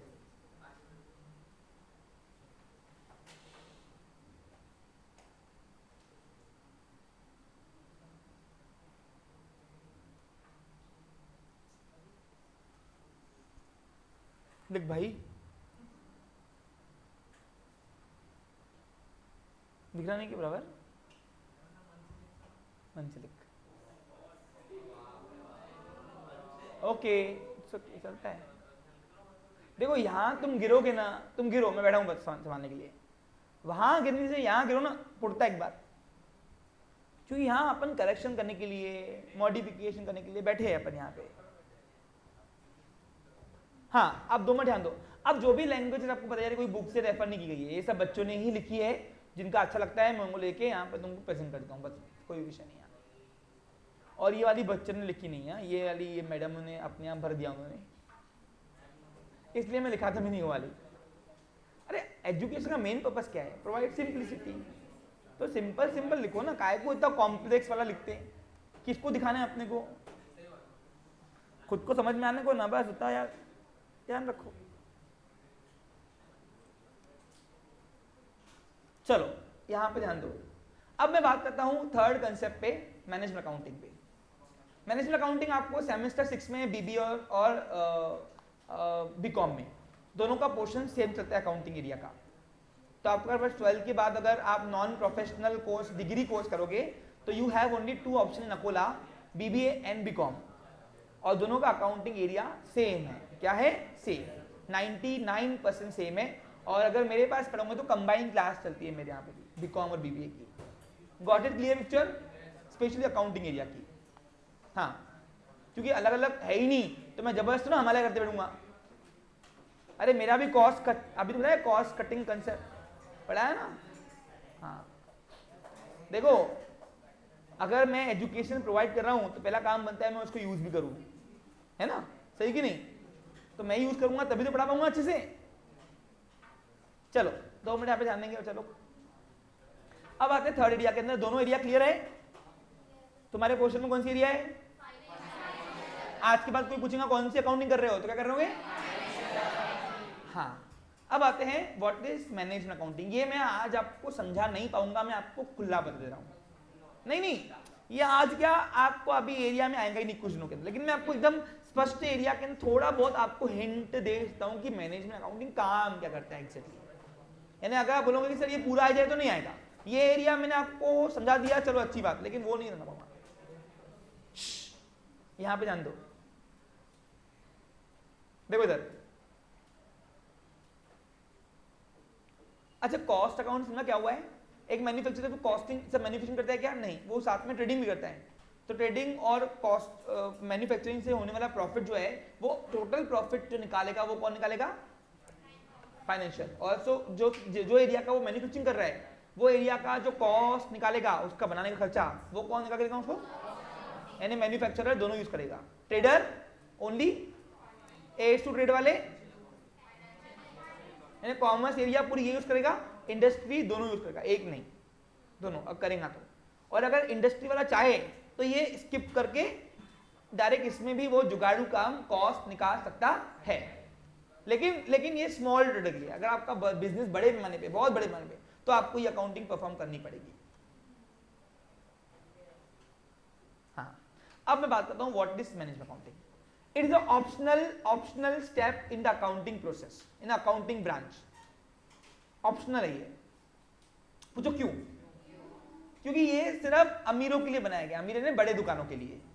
छोटे दुकानदार इसको हायर नहीं कर सकते क्योंकि ये महंगा स्ट्रक्चर है, एक्सपेंसिव, हाईली एक्सपेंसिव स्ट्रक्चर, और नीडेड भी नहीं, कंपल्सरी भी नहीं है।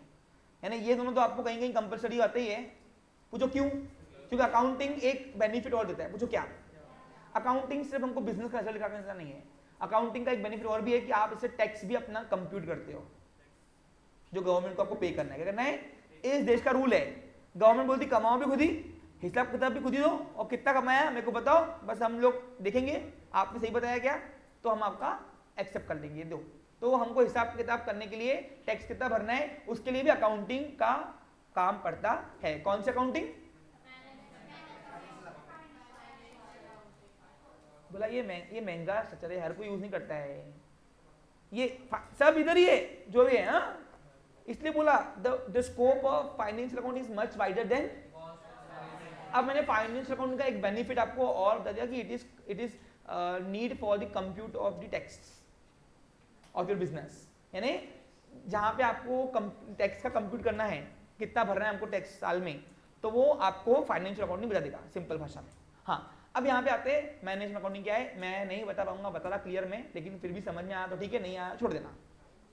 आगे जब 6 सेमेस्टर यानी तुम जब बड़े हो जाओगे तब आपको समझना, क्योंकि देखो कैसा है, जब तक आपको मैनेजमेंट नहीं पता होगा, मैनेजमेंट अकाउंटिंग नहीं पता होगा, और मैंने मैनेजमेंट का एम भी नहीं पढ़ाया अभी तक आपको, इसलिए बिजनेस पढ़ा दिया, बिजनेस में दोनों एक्टिविटी में कौन सा अकाउंटिंग यूज होता है बता दिया, लेकिन मैनेजमेंट नहीं पढ़ाया ना अभी तक मैंने, तो उसका अकाउंटिंग क्या काम करता है वो कैसे पढ़ाऊंगा, इसलिए थोड़ा मैं आपको हिंट दे रहा हूँ, सब हिंट बस, ठीक है। ये देखो सुनो, जब भी ऐसा अकाउंटिंग परफॉर्म होता है जो फ्यूचर के लिए होता है पहले तो, यानी इन शॉर्ट देखो सिंपल भाषा है, दोनों अकाउंटिंग पास्ट पे वर्क करते हैं, समझा नहीं समझ में?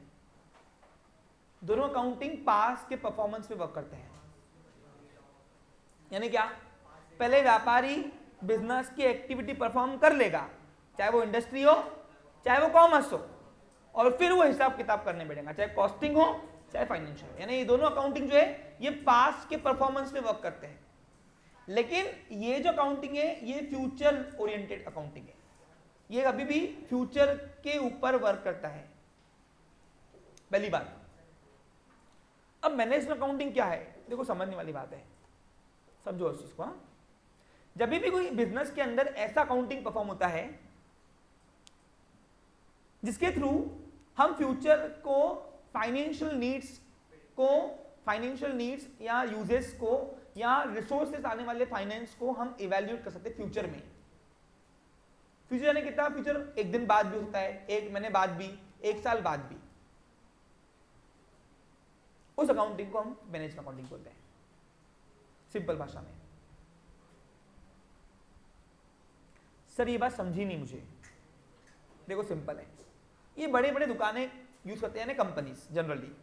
ये छोटी मोटी दुकानें यूज नहीं करती क्योंकि महंगा स्ट्रक्चर है, क्योंकि फॉरकास्टिंग देखना सबके बस की बात नहीं है। फॉरकास्टिंग का मतलब है फ्यूचर देखना, भविष्यवाणी करना है, उसको बोलते हैं फॉरकास्टिंग। देखो सिंपल है, तुम लोग दुकानदारी कर रहे हो, बिजनेस कर रहे हो, 2 दिन बाद कौन सा सप्लायर पैसे लेने आएगा हमको, उसका तो होश रहता नहीं है। सोचने वाली बात है। 2 दिन बाद मुझे कौन आएगा पैसे लेने, मुझे उसका ही होश नहीं है। मानते हो कि नहीं? अरे मानते हो कि नहीं? सही कि नहीं? अरे 2 दिन बाद कभी ऐसा हुआ है बिजनेस में, पापा काम कर रहे हैं, बहुत एंगेज है, और अचानक सप्लायर आ गया, और सप्लायर आने के बाद बोलता भाऊ ये आपका उधारी था, आज का ड्यू है, पेमेंट करो। बोलता अरे आज का ड्यू था क्या, मेरे को तो याद ही नहीं है। होता कभी दुकान में ऐसा, कभी देखा है आपने पापा के साथ? नहीं देखा। यानी क्या अचानक पापा को याद नहीं कि आज इसी का सप्लायर का ड्यू था, यानी मैंने उधारी माल लिया था आज से 15 दिन पहले, और 15 दिन आज हो गए, आज उसको पैसे देने हैं, ये मुझे याद नहीं। और फॉर्चुनेटली पूरा गल्ला खाली हो गया है मेरा, मैंने बाटअप कर दिया है शाम को पूरा। तो ऐसी प्रॉब्लम आती है बार बार, तो क्या आता है आपका बिजनेस में टर्म्स खराब होते हैं। क्या होता है? क्योंकि सप्लायर इतनी दूर से आपके पास आ रहा है अपना पैसा लेने, और आप अगर समय पर उसको पैसे नहीं दोगे तो अगली बार वो माल देने के पहले सोचेगा, और ऐसे आप बिजनेस कर ही नहीं पाओगे।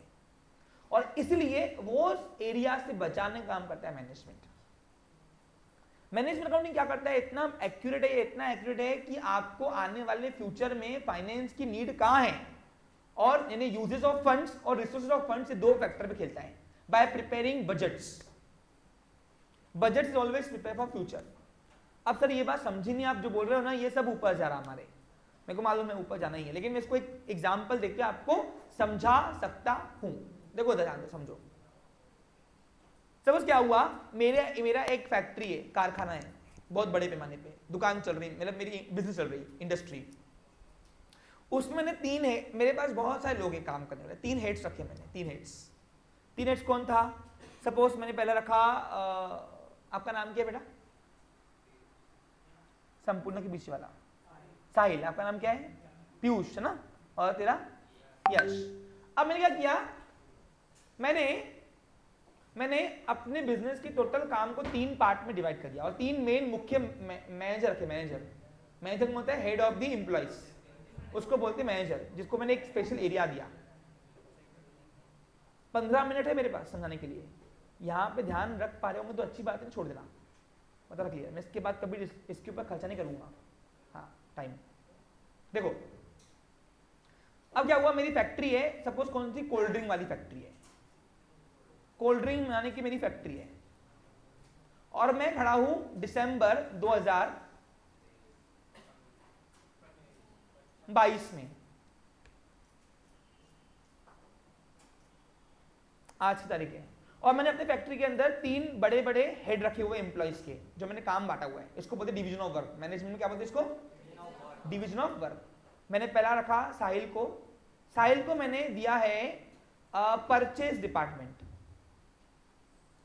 परचेज डिपार्टमेंट ने क्या कि मेरा रॉ मटेरियल कहां से आएगा और कैसी खरीदी करनी है वो तू देखेगा। इसके अंडर में 10 लोग होंगे सपोज। मैंने काम क्या कर दिया, मैंने काम बांट दिया। क्या कर दिया? इंग्लिश में उसको बोलते हैं डिवीजन ऑफ वर्क। क्या बोलते हैं? और जहां पे डिवीजन ऑफ वर्क हो गया, मैनेजमेंट की शुरुआत वहीं से शुरू हो गई। देखो मैनेजमेंट अकाउंटिंग पढ़ने के पहले मैनेजमेंट समझना पड़ेगा क्या है एग्जैक्टली। दूसरा था मेरा हेड, एक मिनट, पहला था साहिल को हेड दिया मैंने परचेज डिपार्टमेंट, यानी पूरी परचेसिंग वो करता है। अब बताओ एक मैन्युफैक्चरर के लिए परचेसिंग क्या होगा? रॉ मटेरियल क्या होगा? तो कोल्ड ड्रिंक कंपनी, मेरी कोल्ड ड्रिंक बनाने की फैक्ट्री है, तो कोल्ड ड्रिंक के अंदर सबको मेरी पिक्चर समझ में आ रही है? हाँ। दूसरा था पीयूष। पीयूष पढ़ा लिखा ज्ञानी पुरुष था हमारे लिए। उसको मैंने फाइनेंस दिया, यानी पैसे का देखरेख पूरा तू करेगा पूरा। और फाइनेंस सेंट्रल पोजीशन होती है कोई भी डिसीजन के लिए, मानते हो कि नहीं? और तीसरा मैंने प्रोडक्शन डिपार्टमेंट दिया, यानी माल कैसे बन रहा है, क्या बन रहा है, वो तू देखेगा, इंस्पेक्शन यश को। एक मिनट,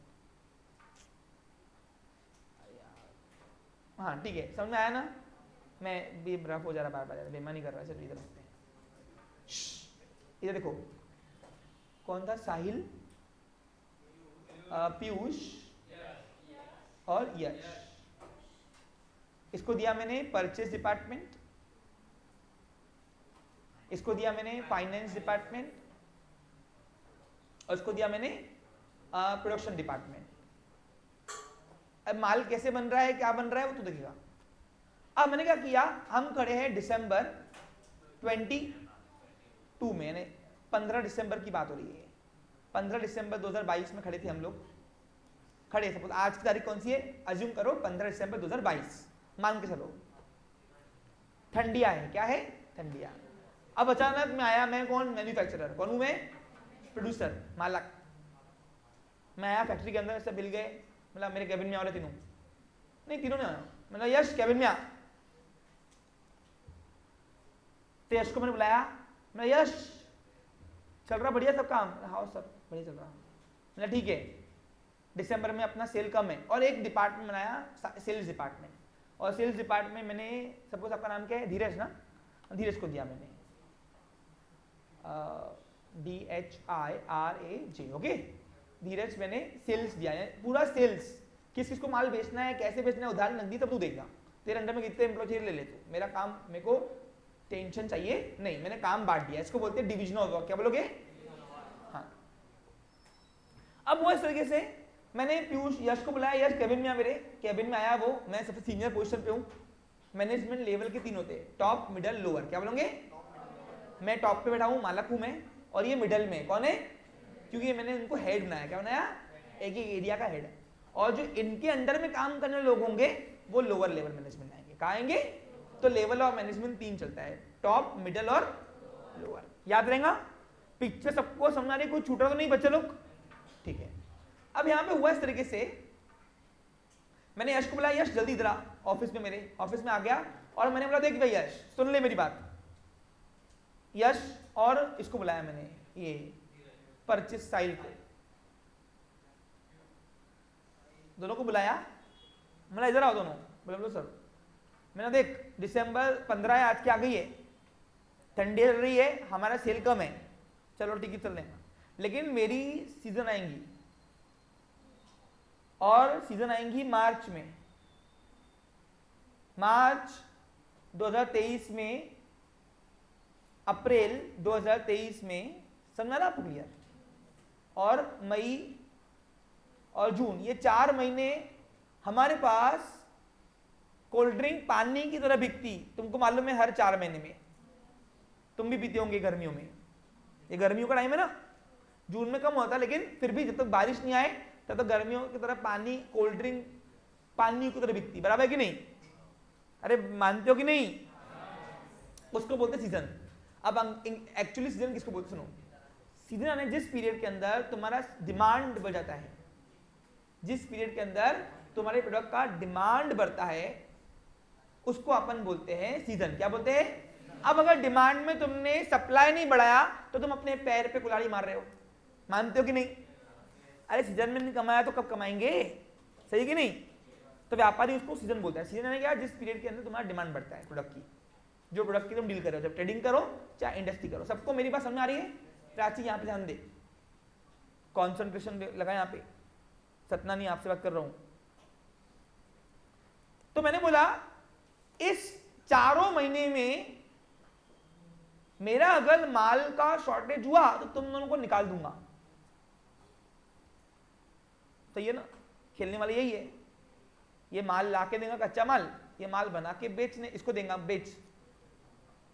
अब इन सब में क्या हुआ, इसको बुलाया, इधर आ धीरज, और धीरज को बोला धीरज देख सुन ले, मई मार्च अप्रैल मई जून, खड़ा कहाँ हूं आज मैं 15 दिसंबर 2022 में, और तैयारी किसकी कर रहा हूं, मार्च अप्रैल मई और जून 2023 की, यानी फ्यूचर की। किसकी बात कर रहा हूं? कुछ आ रहा है समझ में? मैंने बोला इन तीनों में तुम नालायक हो, तीनों सुनो मेरी बात, तुमको मैं पगारे बांट रहा हूं, फूकट की नहीं बांटूंगा, मेरे को कमा के तुमको देना है। और इन तीनों महीने में अगर तुमने भिन भिन किया मेरे को कि सर माल नहीं दे पा रहे, ये कर रहे वो कर रहे, तुम सब करो, तुम्हारे को निकाल ही दूंगा, और निकाल दूंगा तो सबको बोलूंगा इसको लेना नहीं, नालायक है, तुम्हारा करियर बर्बाद कर दूंगा। मैंने बोला अपनी वाली पे आ गया तो मैं बहुत टेरा हूं, ऐसा बोल दिया मैंने डराने के लिए, मैं कुछ नहीं होता। हाँ इधर गए, बोले सर बोलना क्या चाहते हो? मतलब इस सीजन में मेरा सप्लाई बढ़े, डिमांड बढ़ा, सप्लाई बढ़ाना तुम तीनों का काम है। क्या है तुम तीनों का? बोला सर देखो अब शुरू हो गया अपनी अपनी, सर देखो मेरे को रॉ मटेरियल परचेज करने में कुछ भी नहीं है, लेकिन उस समय का फाइनेंस देख लो है कि नहीं, मालूम पड़ा ये कंगाल बेटा है, ये बोलता ट्रेजरी है ही नहीं, ट्रेजरी ने हमारे तिजोरियों में पैसा ही नहीं है, और यहां चले रॉ मटेरियल बुलाने, रॉ मटेरियल नहीं आएगा तो माल बनेगा नहीं, माल बनेगा नहीं तो बिकेगा क्या?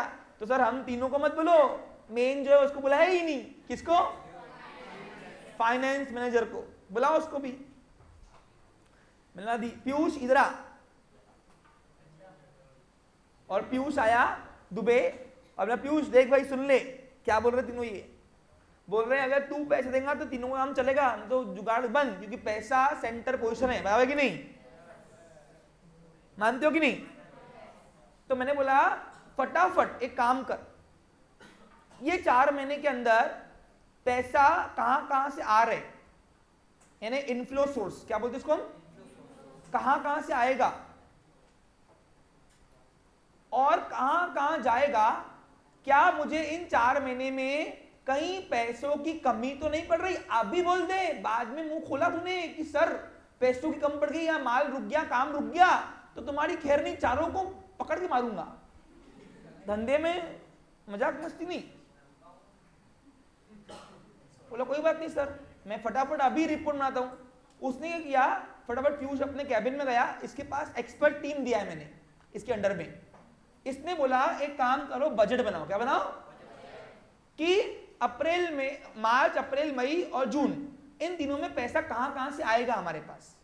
अब आप बोलोगे सर एक्टिविटी तो हुई नहीं है, हम करें दिसंबर 2022 में, आप फ्यूचर की बात कर रहे हो, तो ये क्या भविष्य, ये भगवान है क्या, भविष्य नहीं देंगे इसको? ऐसे नहीं होता है।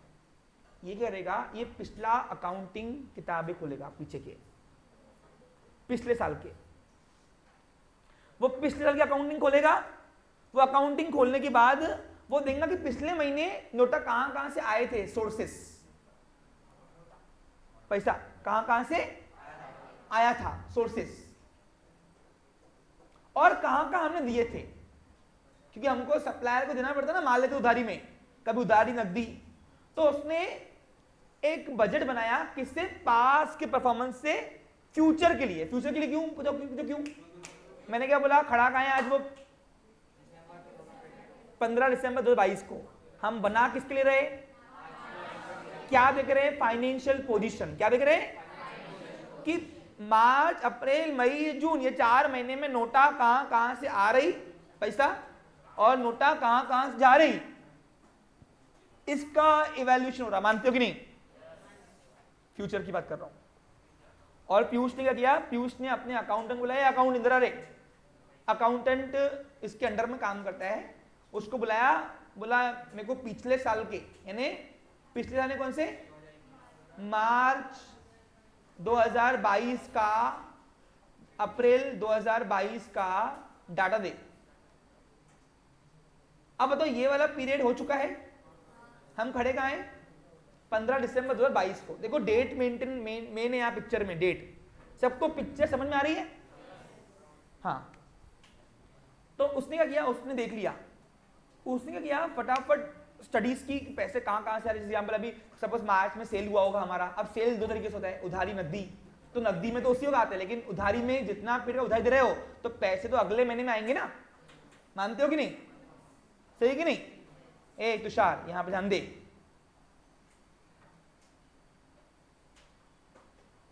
तो उसने देखा कि सर मार्च महीने में हमारे पास पैसा आएगा सपोज 22 लाख रुपए।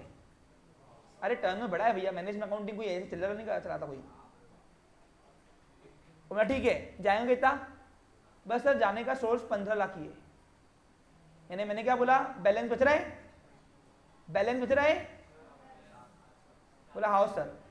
तो फिर जैसे ही इसने सुन लिया बैलेंस बच रहा है, चारों बैठे थे मीटिंग में, तो ये परचेस मैनेजर बोला ठीक है सर, फिर मैं बिंदास करूँ ना, परचेसिंग ला कर ले, पैसा है, टेंशन मत ले, रॉ मटेरियल परचेस कर लेना, क्योंकि रॉ मटेरियल तू परचेस करेगा तभी जाके बना पाएगा माल को, प्रोडक्शन डिपार्टमेंट वाला, बराबर कि नहीं? मतलब फिर यानी तुम मार्च महीने में मेरा खून नहीं पिएगा? नहीं सर पैसा आने का सोर्स भी है, जाने का सोर्स भी है, सेफ है, हम क्या है इन्हें मार्च ना सेफ है, टेंशन मत लीजिए, आप बेफिक्र घर पर सो जाना, हम संभाल लेंगे। चलो डन। मतलब अप्रैल में बता, बोला अप्रैल में देखो सर 7 लाख रुपए ये, क्योंकि जो मार्च का बचा वो पैसा है वो क्या हम फेंक देंगे क्या? अरे समझ में आ रहा है कुछ तुमको? पैसा फेंकते क्या? अरे दुकान का जो रात का पैसा आता है नेक्स्ट डे लेके आते ना गले में, देखा नहीं पापा बैग लेके आते लेके आते रोज। हाँ 7 लाख रुपए ये कौन सा पैसा? मार्च का, प्लस और यहाँ पे नोटा आ रही है हमारे पास अप्रैल महीने में सपोज आ रही है 10 लाख रुपए। मतलब क्यों? अरे ये क्या हो रहा, तू गलत भविष्य नहीं करके बैठा है? तो नहीं सर मैं गलत करूं, मैंने पढ़ाई की बाकी थी। उसने बोला मैंने पढ़ाई की है सर इसकी, ऐसा मत सोचो। तो बोला, मैंने बोला क्यों गलत? मतलब गलत क्यों? उसने बोला सर कुछ हुआ है क्या? ना अरे पागल, मार्च में हमारी सीजन खुलती है, अप्रैल में तो सीजन बढ़ेगी ना, बढ़ेगी ना। अरे सीजन बढ़ेगी तो सेल बढ़ेगा, सेल बढ़ेगा तो नोटा इनफ्लो का सोर्स ज्यादा होना चाहिए ना, तो कम दिखा रहा है इसमें। बोला सर नहीं, अप्रैल महीने में जो सप्लाई जो कस्टमर हमसे माल लेते हैं ना वो उधारी में लेते हैं, उसका पेमेंट वो जून में करेंगे, इसलिए वो उस टाइम पे पैसा नहीं आएगा हमको। मतलब अच्छा ऐसा है क्या? यानी क्या सीखा तुमने? उधारी का सेल का पैसा उसी महीने में आता क्या? नकदी का आता, एक हाथ से पैसा लो, सॉरी पैसा लो नोटा माल दो, लेकिन उधारी अभी अपन मैन्युफैक्चरर है तो होलसेलर को उधारी देनी पड़ेगी ना। अरे चेन पढ़ाई ना बिजनेस की। तो बोला अप्रैल में हमारा सेल ज्यादा होता है नो डाउट, लेकिन वो पैसा हमको उसी वक्त नहीं आता। हमने टोटल भी कितना आया? 17 लाख रुपए ना, ठीक है जाएगा कितना?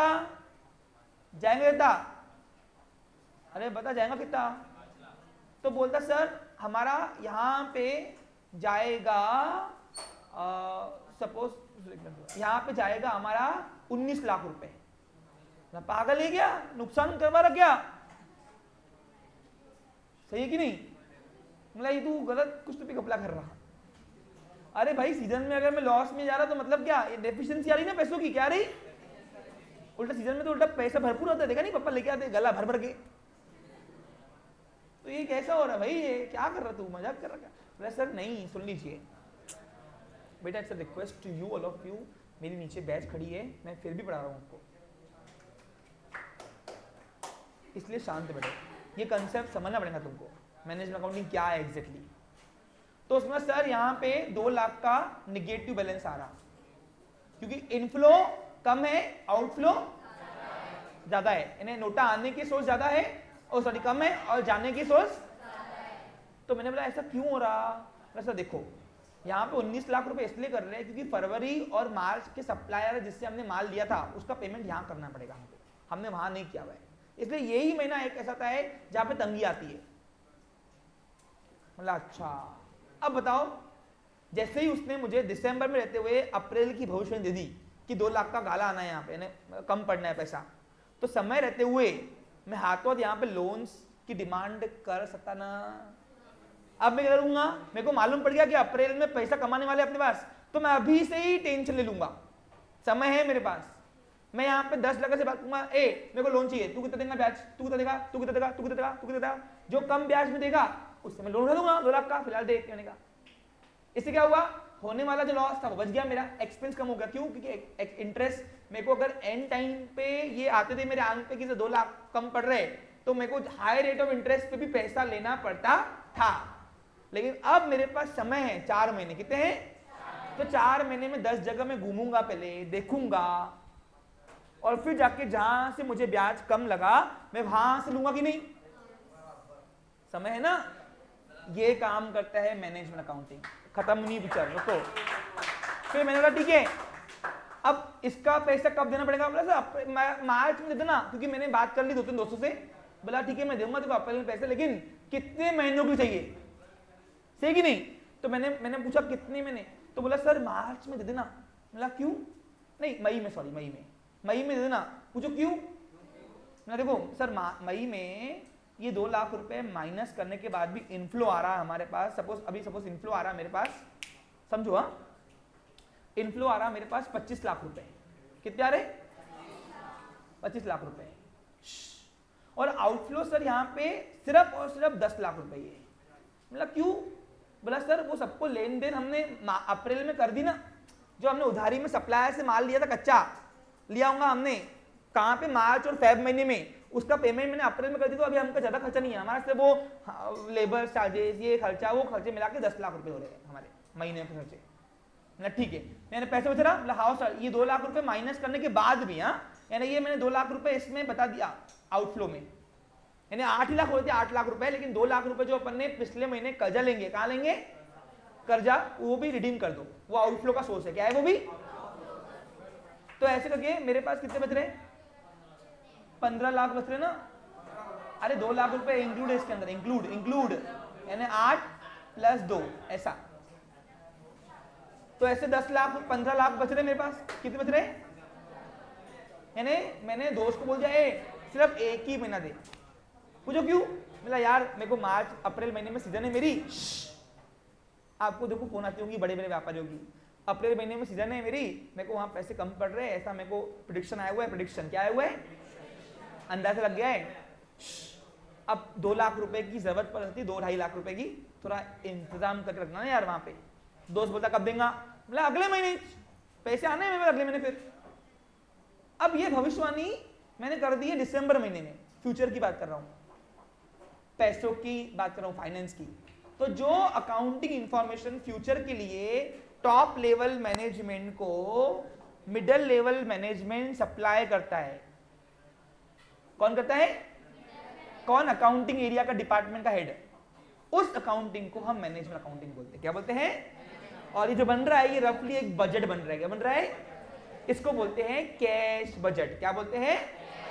ऐसे अलग अलग एरिया का मैं फ्यूचर के लिए जब अकाउंटिंग एरिया की वर्क करता हूं, अकाउंटिंग एरिया के वो ट्रांजेक्शन जो अकाउंटिंग में रिकॉर्ड करता हूं, यानी मनी में मेजर करता हूं, वो जब मैं फ्यूचर के लिए मैं प्रेजेंट में रह के पास की इंफॉर्मेशन लेके जब इंफॉर्मेशन सप्लाई करता हूं टॉप लेवल मैनेजमेंट को, ताकि टॉप लेवल मैनेजमेंट यानी मैं मालक एक एक्यूरेट डिसीजन ले पाए समय रहते हुए और आने वाले लॉसेस से बच जाता है, ऐसा अकाउंटिंग को हम बोलते हैं मैनेजमेंट अकाउंटिंग। समझा? अब हुआ क्या? पिक्चर और बाकी है, लास्ट 2 मिनट्स हो गया ना। टाइम बेटा तुम्हारे हुआ, हमारा तो वही नहीं, हम तो ऐसे रिक्का में बैठे। अबे नालायक हो, इसके बाद बैच डबल पढ़ाना है मेरे को भी। मैं सोचो मेरा गला रुक रहा है 1 मिनट भी। वाह बेटा मौज कर रहे हैं तुम तो। हाँ अब 15 लाख ये प्लस और यहाँ पे आ रहे हैं 10 लाख। क्यों हुआ 10 लाख? बोले यहाँ पे तो सीजन कम हो जाती है हमारी। क्या होती है हमारी? कि बारिश आ जाती ना, और आने के 25 लाख रुपए हो रहे टोटल मिला के, है ना। इनफ्लो सोर्स 25 कैसे? 15 ये कैरी फॉरवर्ड किए और 10 और आए ये महीने में। और जाने के सोर्सेस कितने हैं यहाँ पे सर? यहाँ पे 9 लाख रुपए है। क्यों? प्लस सर यहाँ पे हम लेबर वैसे भी निकाल लेते, कम कर देते, क्योंकि सीजन निकल गई तो हम जो रेगुलर लेबर नहीं है जो आते हैं हमारे पास सीजन के लिए सिर्फ, वो हम वापस देते, हो गया हमारे पास खत्म। तो ऐसे करके हमारे पास पैसा कितना बच रहा? 25 में से 9 गए। यानी सर हमने आपको पास की इंफॉर्मेशन लेकर प्रेजेंट में फ्यूचर की इंफॉर्मेशन सप्लाई की, अकाउंटिंग इंफॉर्मेशन, उसी को बोलते हैं मैनेजमेंट अकाउंटिंग। इससे क्या हुआ? समय रहते हुए मेरे पास कहाँ कौन सी एरिया में पैसा कम पड़ रहा है उसको मैंने इवेल्युएट भी कर लिया और मैंने जुगाड़ भी कर लिया कि मेरा सीजन में धोखा होना नहीं चाहिए, काम नहीं रुकना चाहिए और आने वाले लॉसेस से बचाता हूँ। अब ये एक मिनट, ये जो अकाउंटिंग था ये मैनेजमेंट अकाउंटिंग करता है, और मैनेजमेंट अकाउंटिंग के लिए आपको MBA in finance, MBA in finance की स्टडी करनी पड़ती है। ओके, और दूसरी बात सुन लीजिए, एक ना सुन लीजिए, यहाँ पे ध्यान दीजिए, अभी खत्म पिक्चर नहीं हुआ है। ये महंगा स्ट्रक्चर है। पूछो क्यों? क्योंकि जो सबसे बड़ी पगार इन चारों में से किसकी होंगी मालूम है आपको? इसकी।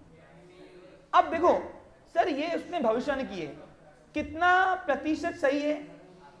मैं बोलूंगा 90%, 100 नहीं, क्योंकि हम फ्यूचर की बात करें, फ्यूचर अनसर्टेन क्या है, लेकिन 90% भी सही होकर हो गया तो भी मैं आने वाले बैरियर से, प्रॉब्लम से रुक सकता कि नहीं। अब मानता हूं जो 2 लाख का नहीं, 1.5 लाख या 2.5 लाख का नुकसान होगा, तो अगर 2 लाख का मैं जुगाड़ कर दिया है तो 50,000 को ऑन द स्पॉट जुगाड़ करने में कोई बड़ी बात नहीं होती है। समझ आ रहा है तुमको? हो सकता है कि फ्यूचर में पीयूष की बातें वो हो जाए, रॉन्ग हो जाए कि 2 लाख की नहीं 2.25 लाख रुपए की जरूरत पड़ गई, या 2.5 लाख की पड़ी या 1.5 लाख की पड़ी, तो मैं 2 का जुगाड़ किया तो 50,000 रुपए का मेरे को जुगाड़ करने में कोई टाइम लगता नहीं। लेकिन एक साथ अगर मेरी आंख के पास अगर 2.5 लाख रुपए चाहिए सर अभी, ये तो काम हो जाएगा, तो बताओ क्या हुआ? मेरे 2 ऑप्शन है, या तो मुझे हाई रेट ऑफ इंटरेस्ट पे लोन लेना पड़ेगा, या तो आई हैव सेकेंड ऑप्शन, रुकाना पड़ेगा काम। पैसे के बिना एक्टिविटी होंगी नहीं, प्रोडक्शन बिजनेस एक्टिविटी होंगी नहीं। कुछ आ रहा समझ में? बस यही है मैनेजमेंट अकाउंटिंग, इसको लिखाऊंगा कल। Have a nice day. चलो